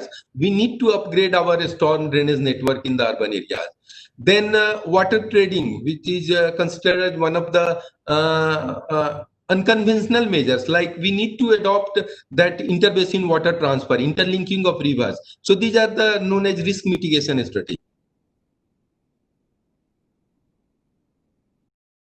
Transfer strategy, and that is found less expensive than the risk avoidance strategies, in which we want to transfer the risk to the insurance companies. Means insurance charges you have to be enhanced in the areas near to the banks, and this flood insurance policy you need to devise and implement that.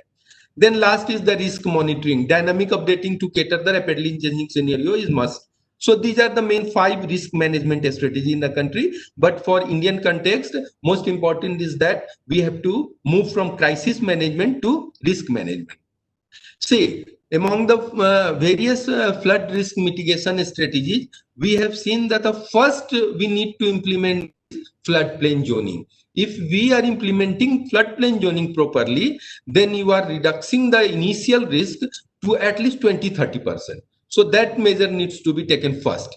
Then various structural measures and even non-structural measures need to be taken. Non-structural measures means flood forecasting or like this. So we can gradually reduce to the we can gradually reduce the risk level, but still we will left with some residual risk.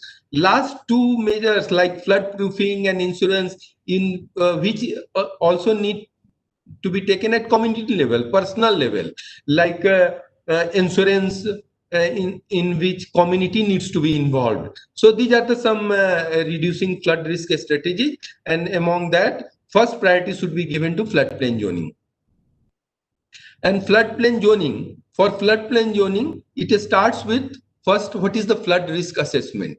For flood risk assessment, first you need to map the all 3 elements which I have described: hazard elements, exposure elements, vulnerability elements. I have already told that exposure elements to be taken care of by the administration of the district or means that is a governance issue. Residential guideline, industrial guidelines need to be formulated in a proper way, and then this can be done. Depending upon the mapping of all these hazard, exposure and vulnerability, we will derive a risk matrix and will quantify that what is the annual exceedance flood damage probability in those areas and how that can be protected. Some of the global experiences I am mentioning. See, Japan, this is for Japan, in which they have categorized the whole flood management strategy or disaster management strategy into two categories. Proactive means before the advent of the disaster, and reactive, which need to be followed after the occurrence of the disaster. In proactive, then there are two subtypes: prevention strategy and then the mitigation strategy. And I have listed down that in the context of flooding, what should be the mitigation strategy, what should be the prevention strategy. And similarly, it has been given here. See, as I already mentioned, that the floodplain zoning is the first major strategy which needs to be adopted. See, in Japan, at municipality level, they have prepared the flood hazard map. And they have identified that where in the event of flooding, flood shelters, people can be shifted to those shelters. So at very micro level, they have made flood hazard maps. But we have not been even successful at the macro level, even for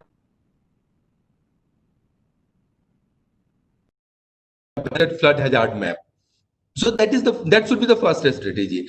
Then you see their data network.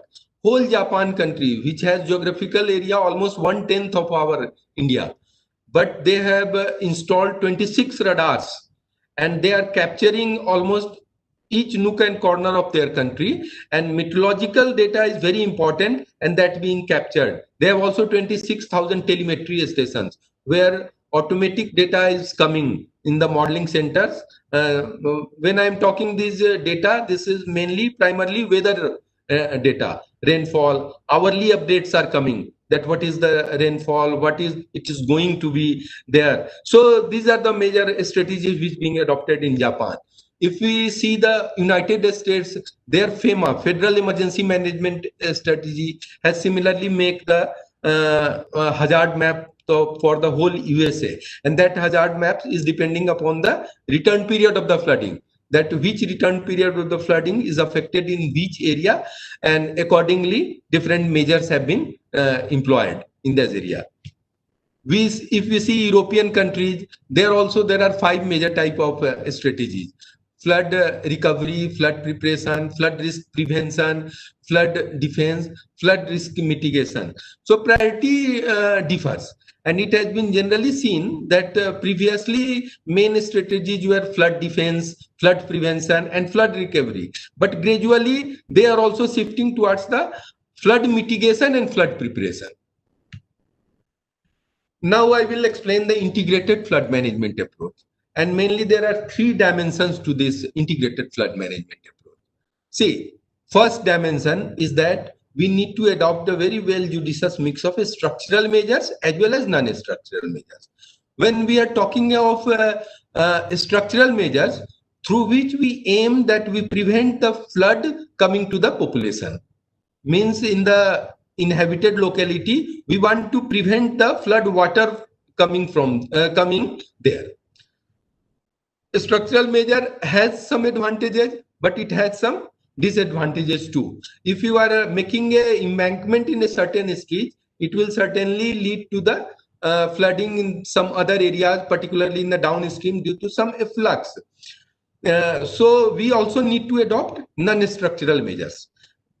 See, Rashtriya Baad Ayog identified that in countries generally 40 million hectares area is flood prone.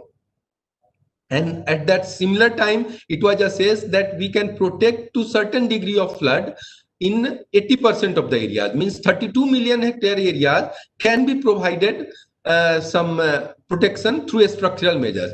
But still there are 8 million hectare areas where you need to adopt some non-structural measure, where after the flood forecast has been made, you need to take evacuation and relief works. That is also needed. But I'm telling that non-structural measures is not the panacea.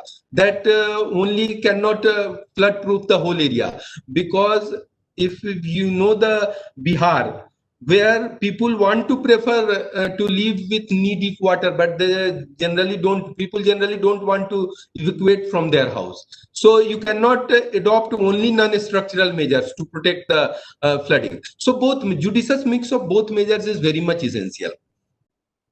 Then second dimension is that we generally tend to adopt flood management works for the critical reaches only, but that is not the need of the hour. We need to plan flood management work for the whole basin. See, in 2019, there was extreme meteorological event in the Chambal river basin, and that caused the flooding up to Farakka in the Ganga. When Chambal combined at the confluence of Yamuna, water level rose there. Then Yamuna confluences with main Ganga stream. Then water level rose there, and ultimately water level rose up to Farakka. Patna, Gandhi Ghat was flooded. So you need to combine flood management. You need to have a flood management approach for the whole basin, and not only for the critical reaches. Then third dimension is also very important. Flood management strategy should not be only the responsibility of water resources department or disaster management authorities. Whole central ministries like agriculture, as well as state departments, and even with the community, public needs to be involved in planning those flood management strategy. So this third dimension is also becoming very important. Community development in flood proofing of the area is becoming very important now. So these are the main three dimensions of integrated flood management. Now coming to the structural measures. Most effective measures is considered as dams, reservoirs. It is designed for flood moderation, because in a country you need, I already mentioned that there are huge spatial rainfall variability. So that leads to the water availability scenario also. In certain period of time or in certain areas, we have an abundance of water, and simultaneously in that period of time in another areas we have water deficit. So we need to store the water where it is available in abundance to be utilized during the lean time when there is no water in those areas. So of course there is need of storage, but then problem is that this dam provides the flood moderation from 2 points of view.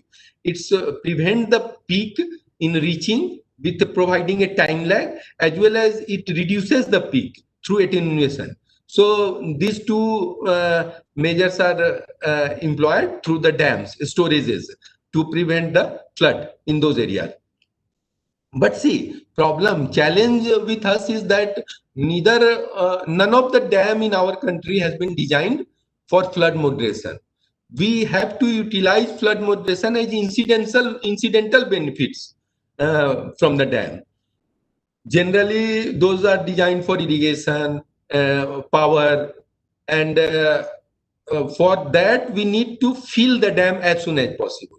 But for flood moderation, we keep it to be empty, so that when some flood peak comes, that will be absorbed in the reservoir and downstream areas will be prevented from flooding. So both are competing demands, contradictory in nature. So what we need to have a trade-off, that how much we can deplete so that we don't have huge loss commercially in power production or agricultural irrigation demand are also met to a certain extent. But it is a truth that saving human lives should be given priority, and dams should be operated accordingly. So how that can be done? See, these are some examples that generally how flood provides the flood moderation. See, this is the 1978 major flood event in the Damodar Basin, where Mathan and Panchayat dams provided flood moderation to the tune of 79%. Means flood inflow came about 7,80,000 cuseck, but it was moderated. It was absorbed in the flood, and only outflow was 1,63,000 cubic. Similarly, various examples are there. 1994, Bhakra has provided moderation, and 1995, Pong has provided the moderation. Even the 2019, Gandhi Sagar, that has also provided flood moderation to the tune of 60%. Point is that when some disaster occurs, extreme flood comes, that comes immediately in the news. But when dam has provided this flood moderation, that never is highlighted. So I don't say that flood operation of reservoirs is very mandatory from the point of view of flood moderation. And for that, how we need to devise a decision support system, that how rule curves should be designed for flood moderation. See, this is the important zones of dam in our country generally adopted. Bottommost is the dead storage zone, where it is expected that siltation in the dam reservoir will be settled. After that, buffer zone comes. That is for the very in extreme scenario, when there is some drought here, then this water can be used in buffer zone water. Then comes the conservation zone, means for what main purpose dam has been desired, irrigation, hydropower. And then after that, we generally keep the flood control zone, in which water level can vary in such a way that the flood moderation can be achieved in the downstream areas. See, after 2018 flood, we have devised, Central Water Commission has devised the rule levels for Idukki Reservoir. We have also devised for Malayar Reservoir, then Kaki Dam. See, in this left portion and top half, we see a triangular area. That is the main where we can utilize that zone as dynamic flood cushion. Means if water level is expected to reach the FRL, immediately that should be depleted. So that comes to the flood moderation level, that red color curve. Immediately water should be brought down to that level. See, one more thing is that only a small reservoirs cannot be utilized for flood moderation, because in a single high intensity rainfall that can be immediately filled, but large reservoirs can certainly be utilized for dynamic flood cushion. That rule curves should also be utilized for the inflow forecasting. That is a very important tool for real-time operation of the reservoir, because that gives an advanced signal that this inflow is expected and your reservoir can reach at this water level. So you take preemptive measures. You start depleting the reservoir. Then in a river basin, maybe some cascading reservoirs or even parallel reservoirs that need to be managed in an integrated manner. We have devised an integrated operation plan in which we have taken the 8 major rivers, but in which we need a very proactive support from state government, so that data of inflow and outflow should be supplied on real-time basis. Suppose, for example, we have given Ganga Integrated Reservoir Operation Plan, in which 4 system of dams clusters have been identified. System 1 is in upstream areas of Ganga, where 2 dams have been taken, Tehri Dam and Kalagar Dam on Ramganga. System 2 is of Chambal, in which Gandhi Sagar Dam, Rana Pratap Sagar Dam, Kota Barrage, Bisalpur Dam has been taken. System 3 is from Kenbetwa, Rajghat Dam and Matatilan Dam. System 4 pertains to the Son River system, Bansagar Dam, Rihand Dam. So these all 4 systems should be utilized, so that for the whole Ganga system, which has been identified as system 5 whole Ganga, downstream areas after downstream of Patna, flooding can be moderated. So all these 4 systems needs to be operated in an integrated manner, so that flooding effects are minimized in the downstream areas of Ganga. Then second effective measure have been found to be embankment, but I have already mentioned that a proper design of drainage, means sluices, as well as its proper maintenance should be envisaged. Otherwise it will lead to breachage, and that causes huge damage. Second measure which is generally being adopted to increase the carrying capacity of the river is dredging, channel drainage and improvement.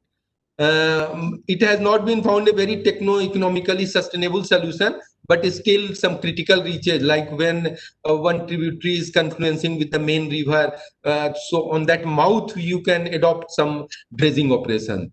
maintenance dredging is already being taken by for navigation purposes. Capital dredging has not been found a very sustainable solution, but still for critical dredges, this is one of the measures. Then one measure is detention and retention basins. Small water bodies should be utilized, that should be cleaned, and when some flood comes, that should be diverted. That flood wave can be diverted to some detention basins and retention basins. From detention basins, through overflow or through outflow, it can be utilized for other purposes also, like irrigation and some other purposes also. So detention and retention basin are also one effective flood structural measure for flood moderation. Then bypass and diversion channel is one measure. See, this is very important for, suppose, Jhelum Basin. Srinagar town, Jhelum River passes through the Srinagar town. So you can, when some flooding event occurs, by designing a bypass channel or flood spill channel, so that that flooding event passes through that spill channel and then drains into after the Srinagar town. Suppose there is a water body, Uller Lake, in that we can divert that water. So this is also one of the measures have been found. See, when we are designing the flood spill channels, diverted water can be drained into the same river also, or if some another parallel stream is available, that water can be diverted to that spill channel also. Then particularly in Ganga and Brahmaputra, siltation has been a very major problem, and that is leading to the bank erosion. So we also need to take some anti-erosion works, particularly in Brahmaputra and Ganga basins. Some important anti-erosion works are groins, boulder apron, porcupine works. This groins is very effective in diverting the current to impact the banks and it leading it to the main river channel, and also deposition of silt in those areas so that silt doesn't flow along the current and impacts the banks. Then porcupine works is also very used in Bengal and northeastern area. Basically, this is a groin, but this is a permeable groin, not impermeable grams. Water can also pass through this and then effectively reduce the velocity in those areas and also causes silt to lie there. So through embankment and channel drainage improvement, we have been able to achieve protection to 20.54 million hectare area for certain degree of flood. Complete flood proofing is not possible from structural measures. So these two measures have been, suppose I have already mentioned that 40 million hectare area in the country was identified as flood prone, and it was expected that 32 million area we can provide certain degree of flood protection measures. So almost 20 million hectare area, half of those areas we have provided some measures. But still some structural measures can be taken up in 10, 12 million hectares. Some of the unconventional example I am giving, like interbasin transfer can be done from water surplus basins to water deficit basins. Then suppose, see, I have already told, depends upon the economic development of the country. Like Thames barrier has been designed, and that is providing protection to London from 1 in 1,000 year floods. Similarly, in Netherlands, these two huge gates have been designed, flood barrier walls, and that is providing to 10,000 year return period flood protection from 10,000 year protection flood. But that is not a very all feasible solution for our country, at least. Coming to the non-structural measures, see, this article I found very quite apt, जिसमें लिखा है कि गलती किसकी, गंगा हमारे घरों तक पहुंची या हमने ही गंगा के क्षेत्र में अपने घर बना लिए.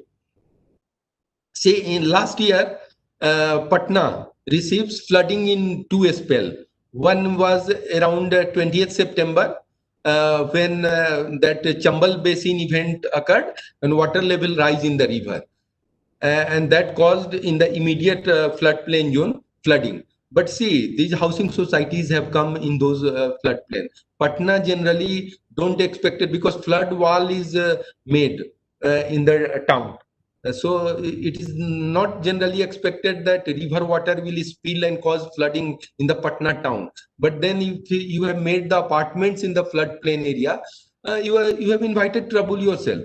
Similarly, when water level was still high and there was extreme rainfall during the 27th and 28th September. So, and that caused less drainage into the river, and that caused the urban flooding scenario in the Patna town. So that is also, you can say, man-made flooding. There was no adequate arrangement of pumping of water to the main Ganga river. And so both events were man-made flooding. In my view, that both events could have been avoided. So what is the conclusion? That flood planning zoning, I already told that is the first main strategies. Central Water Commission has already drafted a bill, model draft bill in 1975, and that has been circulated to all state governments. That an indicative zoning guideline have been provided that to start with, in agricultural area, you can provide 3 major zones: prohibitive zones that can be kept up to 1 in 25-year flooding, then restrictive zone which can be kept to 1 in 100-year flooding, and then beyond 1 in 100 year that can be simply designated as warning zone. And in warning zone only important defense installation or industries, hospitals could be settled. In restrictive zone, we can make public institutions, government offices, universities. In prohibitive zone, only we can allow simple parks, playground. So similar type of guideline have been issued. Now, depending upon the threat perception, each state needs to enact a bill as well as implementation of that bill. Regarding flood, when a case was filed in NGT, but it was mainly due to avoid the flood due to pollution, and that because a lot of dumping was taking place between Hardwar to Unnao in the main Ganga stem. So NGT directed Central Water Commission to do the floodplain zoning from Hardwar to Unnao. So we have carried out that, and we have adopted mainly 2 zones. One zone is up to 1 in 5-year flood, and then up to 1 in 25-year flood. We named up to 1 in 25-year flood as regulatory zones, whereas up to 1 in 5-year flood, no development zone. And before that zonation came for notification, NGT directed that up to 100 meters there should be no development, no dumping of e-waste. So similar type of direction. So we need to adopt some that sort of approach. This is just one example where yellow line shows the regulatory zone and red line shows the prohibitory zones where no development zone up to red line zone. So similarly for our stations, we have done like near Kanpur, we have delineated this zone. Yellow is again regulatory zone and red is prohibitory zone. Now coming to the flood forecasting, which is considered as the most cost-effective measure of flood prevention. Mainly 4 phases are in there. It starts with data collection, transmission and monitoring up to the modeling center. Then data processing in the modeling center means formulation of forecast takes place at the modeling center. Then very important phase of the flood forecasting activities is dissemination. You have made a very good forecasting, but it is not going up to the public. It has not been disseminated properly so that disaster management can take action or even public can take action. That is of no use. So dissemination is also very important. Then response of the SDMA, NDRF, SDRF. So this whole cycle is of flood forecasting activities. This whole 5 phases are in that. Then review and improvement is also very important component, which helps in improvement of our flood forecasting network as well as improving the accuracy of our flood forecasting. So we started with level forecasting, which was based on the correlation of gauge to gauge. One base station have been established, and then with respect to that, we are forecasting the water level of the forecast station. And it was expected that with respect to that forecasted water level, the state government will devise a warning mechanism where threat perception is based on that expected water level.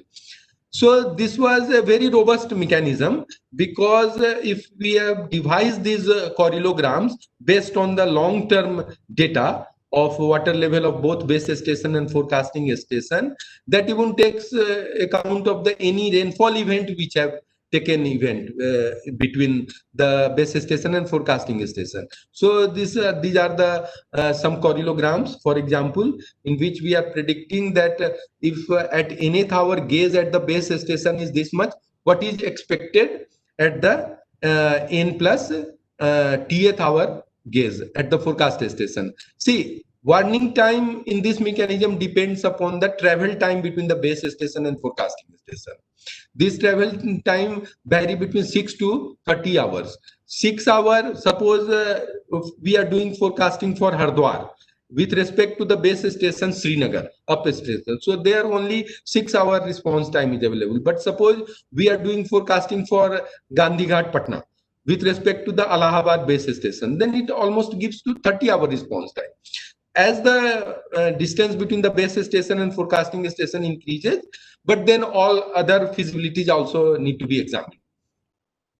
So before explaining our standard operating procedures, there are certain terms: danger level, warning level, highest flood level, very high flood level. Danger level, for a rudimentary definition, is that when water level reaches 30 centimeter below the plinth level designated area, plinth level of the building in those areas, or 10-year flooding events. So that is generally defined at danger level. But this all depends upon the, we arrive these levels in consensus with the state government. The warning level is generally below 0.6 meter to 1 meter below danger level. Highest flood level is the, if the available data is for 50 years, in those 50 years, what maximum level has. So depending upon these three prominent levels, three categories of flood have been defined. If water level reaches between warning level and danger level, it is known as above normal flood situation, and normal daily bulletin is issued as per our SOP. Then if water level reaches between danger level and below HFL, highest flood level, it is known as a severe flooding situation, and orange bulletin 3-hourly it is being issued, and it goes to at the highest level, Prime Minister Office, Cabinet Secretariat. And if water level crosses the highest flood level, it is termed as extreme flood situation, and red bulletin at a frequency of hourly is disseminated to the all up to highest authorities. See, we have nearly 1600 hydrometeorological stations, and we monitor flood round the hourly, mainly hourly, through these hydrometeorological observation stations. Out of these, we are issuing flood forecast for 328 stations. This is basically 328 is the subset of 1600, and these flood forecasting stations are also of two types. One is level forecasting stations, in which we predict the level of water level of that river along important towns and cities, whatever have been established in the consultation with the state government. And second category of flood forecasting station is inflow forecasting stations, which are 130 in number, in which we are predicting what is the amount of water expected, inflow of water expected in that reservoir, dams or barrages. So over the years, there has been expansion of our network. See, there has been a major jump in the year 2019, when we have expanded our network from 249 to 325. And in next 5 years, we have the plan to achieve that 375 figure, so that we can have total forecasting station up to 375. State-wise distribution, it is showing. You can see that mainly peninsular India have more number of dams, so their inflow forecasting stations are more, whereas in the plain areas, Bihar and Assam, mainly we have flood forecast level forecasting stations. Basin wise, similar distribution. In the basin of Ganga, mainly level forecasting stations are more, but if you examine the Kaveri, inflow forecasting stations are more than level forecasting stations. Establishment of forecasting stations has helped in prevention of human lives lost. If we compare decadal number of stations, but then if you see that a certain level of threshold forecasting station have been achieved around 80-85, then we have seen that decadal percentage lives lost has started decreasing. But this is not only due to the flood forecasting station, other measures have also been taken into account, but certainly it has helped in reduction of human life. In absolute terms, if you see, number of lives has not been shown decreasing because population is also increasing. But if you examine the percentage lives lost in a decade, we have seen that human lives lost is decreasing. This is our flood forecasting setup country-wise. It operates at two levels. At regional level, we have divisional flood control room, and at central level, we have central flood control room. At divisional level, taking the data from IMD, from our sites, from project authorities, forecast is formulated, and it is being disseminated to the civil authorities, district administrations, and also to the media. And near real time, it is coming to the central flood control room through a website, and it is being transmitted to central ministries, NDMA, integrated operation control room. It goes. That central control room is also our 24/7 365 control room for Department of Water Resources. What we can see that there is there is a scope of better coordination at the regional level with our regional IMD offices, with our regional SDMAs, State Disaster Management Authority, as well as the state government. Also with the public, we can achieve a better coordination with the public at the regional level. This is our flood forecasting website. You can visit that, india-water.gov.in, and there you can see all the real-time water level you can monitor, hourly water level you can monitor. Suppose in this graph, blue dots indicates the hourly water level, where the red portion indicates what will be the forecasted water level in the coming subsequent time series. Also, our dashboard is available in the Central Water Commission's website. At the end of the day, we also issue daily flood situation report cum advisories, where we can see the advisories for the 3 days, that what is water level, where water level can rise, whether it can be in the falling trend. So these all are available online now. This is our flood forecasting station shown in dashboard. This is the general format of our bulletins, in which we can see in summary that how many our stations are in extreme flood situation, how many in severe flood situations, how many are in above normal, and how many inflow forecasts have been issued in a day. General bulletin have information like that for forecasting station is in which district, in which state, what is the warning level, danger level, and what is the forecasted, and all these informations are there. Similarly, for reservoirs, what is the full reservoir level, what is the maximum water level, what is the inflow expected. So all these informations are given. And so now over the years, we have been modernizing our network, starting with data collection network. We are moving to telemetry system from the normal that manual gauge reading. Then in field of forecast formulation, from a statistical correlation based technique to we are also moving to rainfall runoff based modeling system. Then people are more interested in inundation forecasting, means which area will be inundated and what is the inundation depth expected. So we have moved to the inundation forecast also, and we have one agreement with Google, in which they are using latest technologies like artificial intelligence and machine learning, and they are giving inundation alerts around our flood forecasting systems. Then in dissemination, social media platform has now become very powerful for disseminating the flood alert. Initially, we were giving the flood forecast to the state agencies, and it was expected that depending upon the threat perception, they will issue the warning. But now in this age, we are directly started using our forecast to the social media platform. So now in modeling, we are utilizing the actual rainfall, observed rainfall, as well as the forecasted rainfall given by the IMD. and we are using important data utilized in the models are ground-based rainfall, satellite-based rainfall. We are using snow cover, snow melting. We are also accounting then temperature, river flow, satellite imagery, water level, reservoir level. These all are data being used now. And ultimately, we are through simulation, we are arriving at some forecast at that forecasting station in 3-day advance. In conventional method, it was limited generally to a 1-day forecasted water level, but now we have moved to an attempt is now being made to extend it for a week.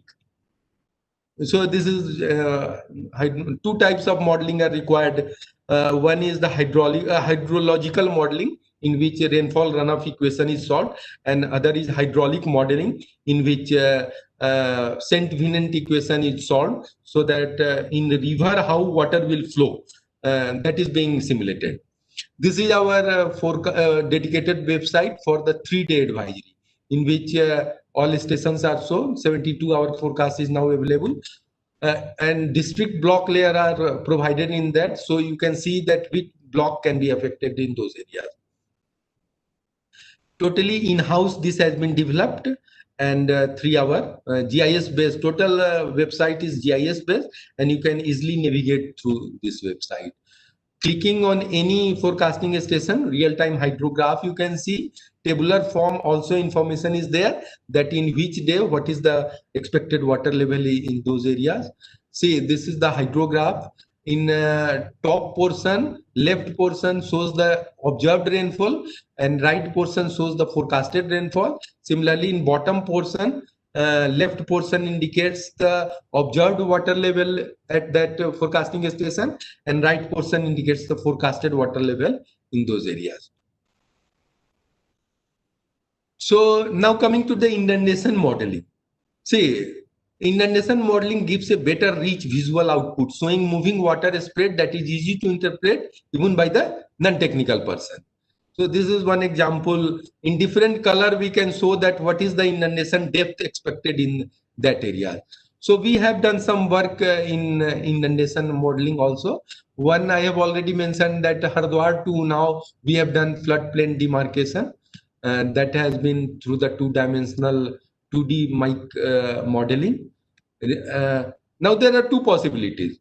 One, we can prepare a atlas based on the return period of flooding. Real-time inundation forecasting requires a lot of computer resources as well as modeling runtime also. That requires a huge resources. So other way is very practical way is that to have a atlas based on the return period of flushing. So for Brahmaputra main stem, we have made some library in that this can be used in conjunction with our conventional forecast also.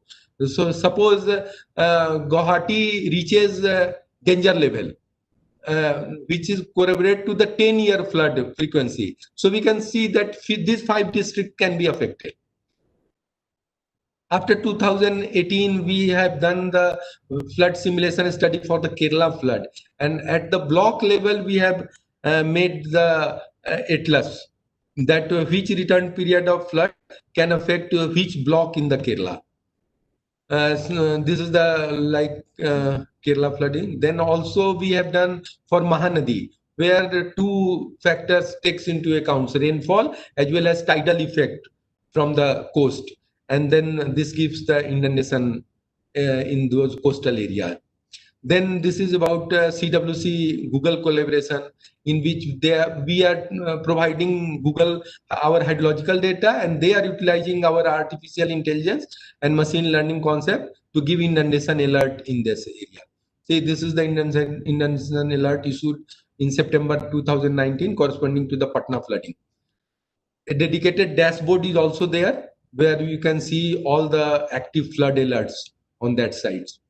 These type of alerts are coming that at that station, what is the expected rise in the water level, and bottom portion shows inundation area. By clicking at that point, we can see. So dissemination, these are all the different platforms which we are using for dissemination. So key takeaways from this presentation are these. It is very essential to manage the various vulnerability elements, like avoiding floodplain encroachment, avoid faulty reservoir operation to minimize the flood risk. Then we need to adopt integrated flood management approach. Means we have to use a very well judicious mix of structural and non-structural measures to minimize the flood risk. Then reservoirs, as I said, we have the challenge because we don't have dedicated reservoirs for flood moderation, but we have to devise rule curves and we have to utilize dynamic flood cushion available in the reservoirs and achieve the flood moderation. Then inflow forecasting needs to be utilized as a very important tool for real-time operation of the reservoir. We also need to devise the emergency action plan for all dam break scenario or extreme flood situations. For all the important major dams. Then better coordination of data flow is needed with different agencies. That is actually need of the hour. Community involvement is very necessary. And then this is for our source searching also for Central Water Commission, that we still need to have a very more impact based warning at a very micro level. We need to go see meteorological forecast, rainfall forecast is doing fine for a district level, but flood forecasting needs to be at a more micro level. Means we need to go at the village level, at least at the block level. That's all. Thank you. Thank you. Thank you, sir, for your detailed presentation. As we all know that the number and the severity of natural disaster is rising, climate undergo changes, and as the world population continue to increase. As sir has mentioned, as per the report of CREED and UN Office for Disaster Risk Reduction, since 1995, flood has accounted for 47% of all weather-related disasters. The statistics I'm mentioning is taken from EMDAT. Like EMDAT is a global database on natural and technological disaster containing essential core data on occurrence and effect of more than 21,000 disasters in the world. I will request everyone to go and check it out. Sir also presented a very detailed integrated flood management approach, flood forecasting, and various other activities carried out by the Central Water Commission. Has also highlighted how CWC is continuously working in the field of water resource and is charged with general responsibilities of initiating, coordinating, and furthering in consultant with the state governments concerned schemes for control, conservation, and utilization of water resources throughout the country. Thank you, sir, for your presentation. We have, sir, some questions. The first question, however, sir, you have already partially answered this question while discussing the third dimension of integrated disaster management approach. The question is, who are the most important stakeholder in sustainable water resource management, as stakeholder participation is very important? Yeah, I've already mentioned that integrated flood management, third dimension is that we need to involve all the agencies at the central level, at the state level, and people. That is the most important contribution from direct who are going to be affected from flood. Their feedback is very important. See, we are issuing flood forecast, we are preparing a project of a structural measure, embankment, but it's very necessary to ask from the public whether this embankment will be useful for you or not, or what forecast we are using that is really useful to you or not. Suppose now Google is issuing inundation alert. So we have also asked Google to give a performance evaluation report. They are telling that we have issued millions of notifications. But I asked from Google that you give a performance evaluation report. You take the feedback of common people that whether those notifications were really received at the user end or not, and if received, that was really useful or not. So some sort of performance evaluation report should come up. So that is the mainly. Of course, that public is the main stakeholder, and for public, for the benefit of public, we are doing all these forecasting as well as making these structural measures. Hopefully, I am explaining the right point. Yes, sir. Yeah. Yes, sir. And so the second question is from Sir Raju Baski from Jharkhand. He has raised this question. Sir, India is blessed with a dense network of rivers. Some part of India experience drought, while some experience flood every year. So can interlinking of river be an innovative approach for effective management of water resource in India to enhance the irrigation and groundwater recharge and to reduce the persistent flood in some part and water shortage in other part of the India? Yes, yes, certainly. Interbasin transfer is one of the long-term measure for mitigation of the flood. But see, that also requires mainly construction of dams. Suppose we want to transfer the water from the northern tributaries of Ganga, from this Kosi, Gandak, to the western side of the country, that needs some diversion structure proposed there. See, dams need to be constructed, and that comes proper site is coming in the Nepal territory. So a lot of consensus building is going on. Hopefully that will come up, and then those dams will be in place, and then we will be able to transfer those surplus water to the water scarce areas of like Rajasthan and some other areas also. That is a measure, effective measure, but of course that is a long-term plan, and see if it sees the end of the tunnel. And sir, last question is from Dr. Vinay Kumar. The question is, what strategy has been planned for desilting of reservoir as water holding capacity decreases by time and the water level rises gradually, inundating some new areas, in dam especially? For reservoir, see, there are some inbuilt mechanism in them, like silt excluders are being designed in the dam. But then annual survey by the dam authorities is also needed. See how much siltation has occurred, and they can make some plan of dredging those silt. And see, siltation seems to be a very good measure, but then that disposal is a very big problem. Where to dispose so much quantity, huge quantity of silt, that is becoming very. So presently it has been considered that some more studies required, that how that those whole silt quantity locally, where can be disposed, whether it can be disposed in the agricultural field or not, that requires in-depth study. So presently it has not been found to be very sustainable solution, but of course desilting, some inbuilt mechanism should be given thrust, that proper silt excluder should be designed on real-time basis, that silt should be excluded with some bypass channel or something like that. So that is the case. Thank you very much, sir, for giving us your so precious time. Thank you very much. Thank you. With that, we have come to the end of today's technical session. And in the end, it is my privilege to propose a vote of thanks on this occasion. So I wish to express my sincere gratitude to Professor Tankeswar Kumar, VC, Guru, Jamweswar University of Science and Technology, Professor Trilok Nath Singh, VC, Mahatma Gandhi Kashi Vidyapit Varanasi, Sri Sarat Chandraji, Director, FFM, Central Water Commission, Professor Kapil Gupta, Indian Institute of Technology, Mumbai, and Mr. Anil Kathet, young professional NIDM, for their presence and to enlighten the participant with their vast knowledge and experience.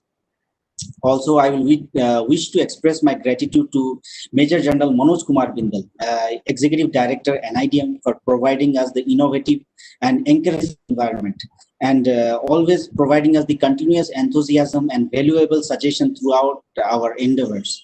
And I am thankful to our GMR team also for their continuous support, and our IT team, Mr. Balaji, Mr. Gaurav Sinha, Sovit, for making this event a successful one. I would like to inform that tomorrow is the last day of our 5-day training program, and we will share the feedback link tomorrow. Today, there is no feedback link. You don't have to worry about your attendance, which is automatically recorded by the Cisco Webex event, and there is no separate attendance sheet. And I also like to take this opportunity to inform you that we are expecting tomorrow, Dr. Kiran Bediji, IPS retired Lieutenant Governor of Pondicherry, to join us in the valediction session, and Dr. Pankaj Mittal, Secretary General of the Association of the Indian University, who will join us in the tomorrow's session. We will also be joined by our distinguished speaker, Professor Ravi Sinha, IIT Bombay, Sri Krishna Vatsa, member NDMA, and Dr. Rajendra Singh, water conservationist and environmentalist, also known as the Waterman of India. So with this, Yes. With this, we have come to the end of today's session. Thank you everyone for joining us in today's session. So in the end, I will request Dr. Harjeet Kaur to kindly assist our participant regarding the assessment. Over to you, ma'am. Okay, thank you, Thank you, Raju. May I Raju. leave now? Yes. Yes, sir. You may leave now, sir. Thank you very much, Okay. sir, for joining us. For all the participant, I want to explain one thing about assignment, that there is no hard and fast rule to submit assignment in a given format, and the assignment should be submit on 25th September evening via email, and email ID we have mentioned in the assignment tablet already.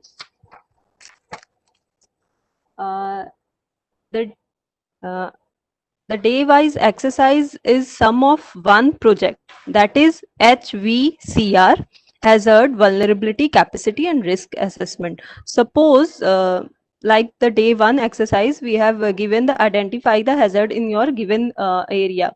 So suppose you are carrying out a project in the coastal area. So in coastal area, the hazard they are facing are cyclone, flood, others. So for cyclone, the vulnerability, the physical vulnerabilities, building, electrical poles, and etc. Similarly, find out the social and economic vulnerability for that particular hazard. And the table we have provided, that means your hazard and vulnerability should cover this feature. It doesn't mean that you have to calculate all the hazard mentioned in the table in assignment format. Then the third assignment is lack of coping capacity. That is also related to hazard and vulnerability. Like why we are failure to make our area build resilient. You should point out the reason for the failure.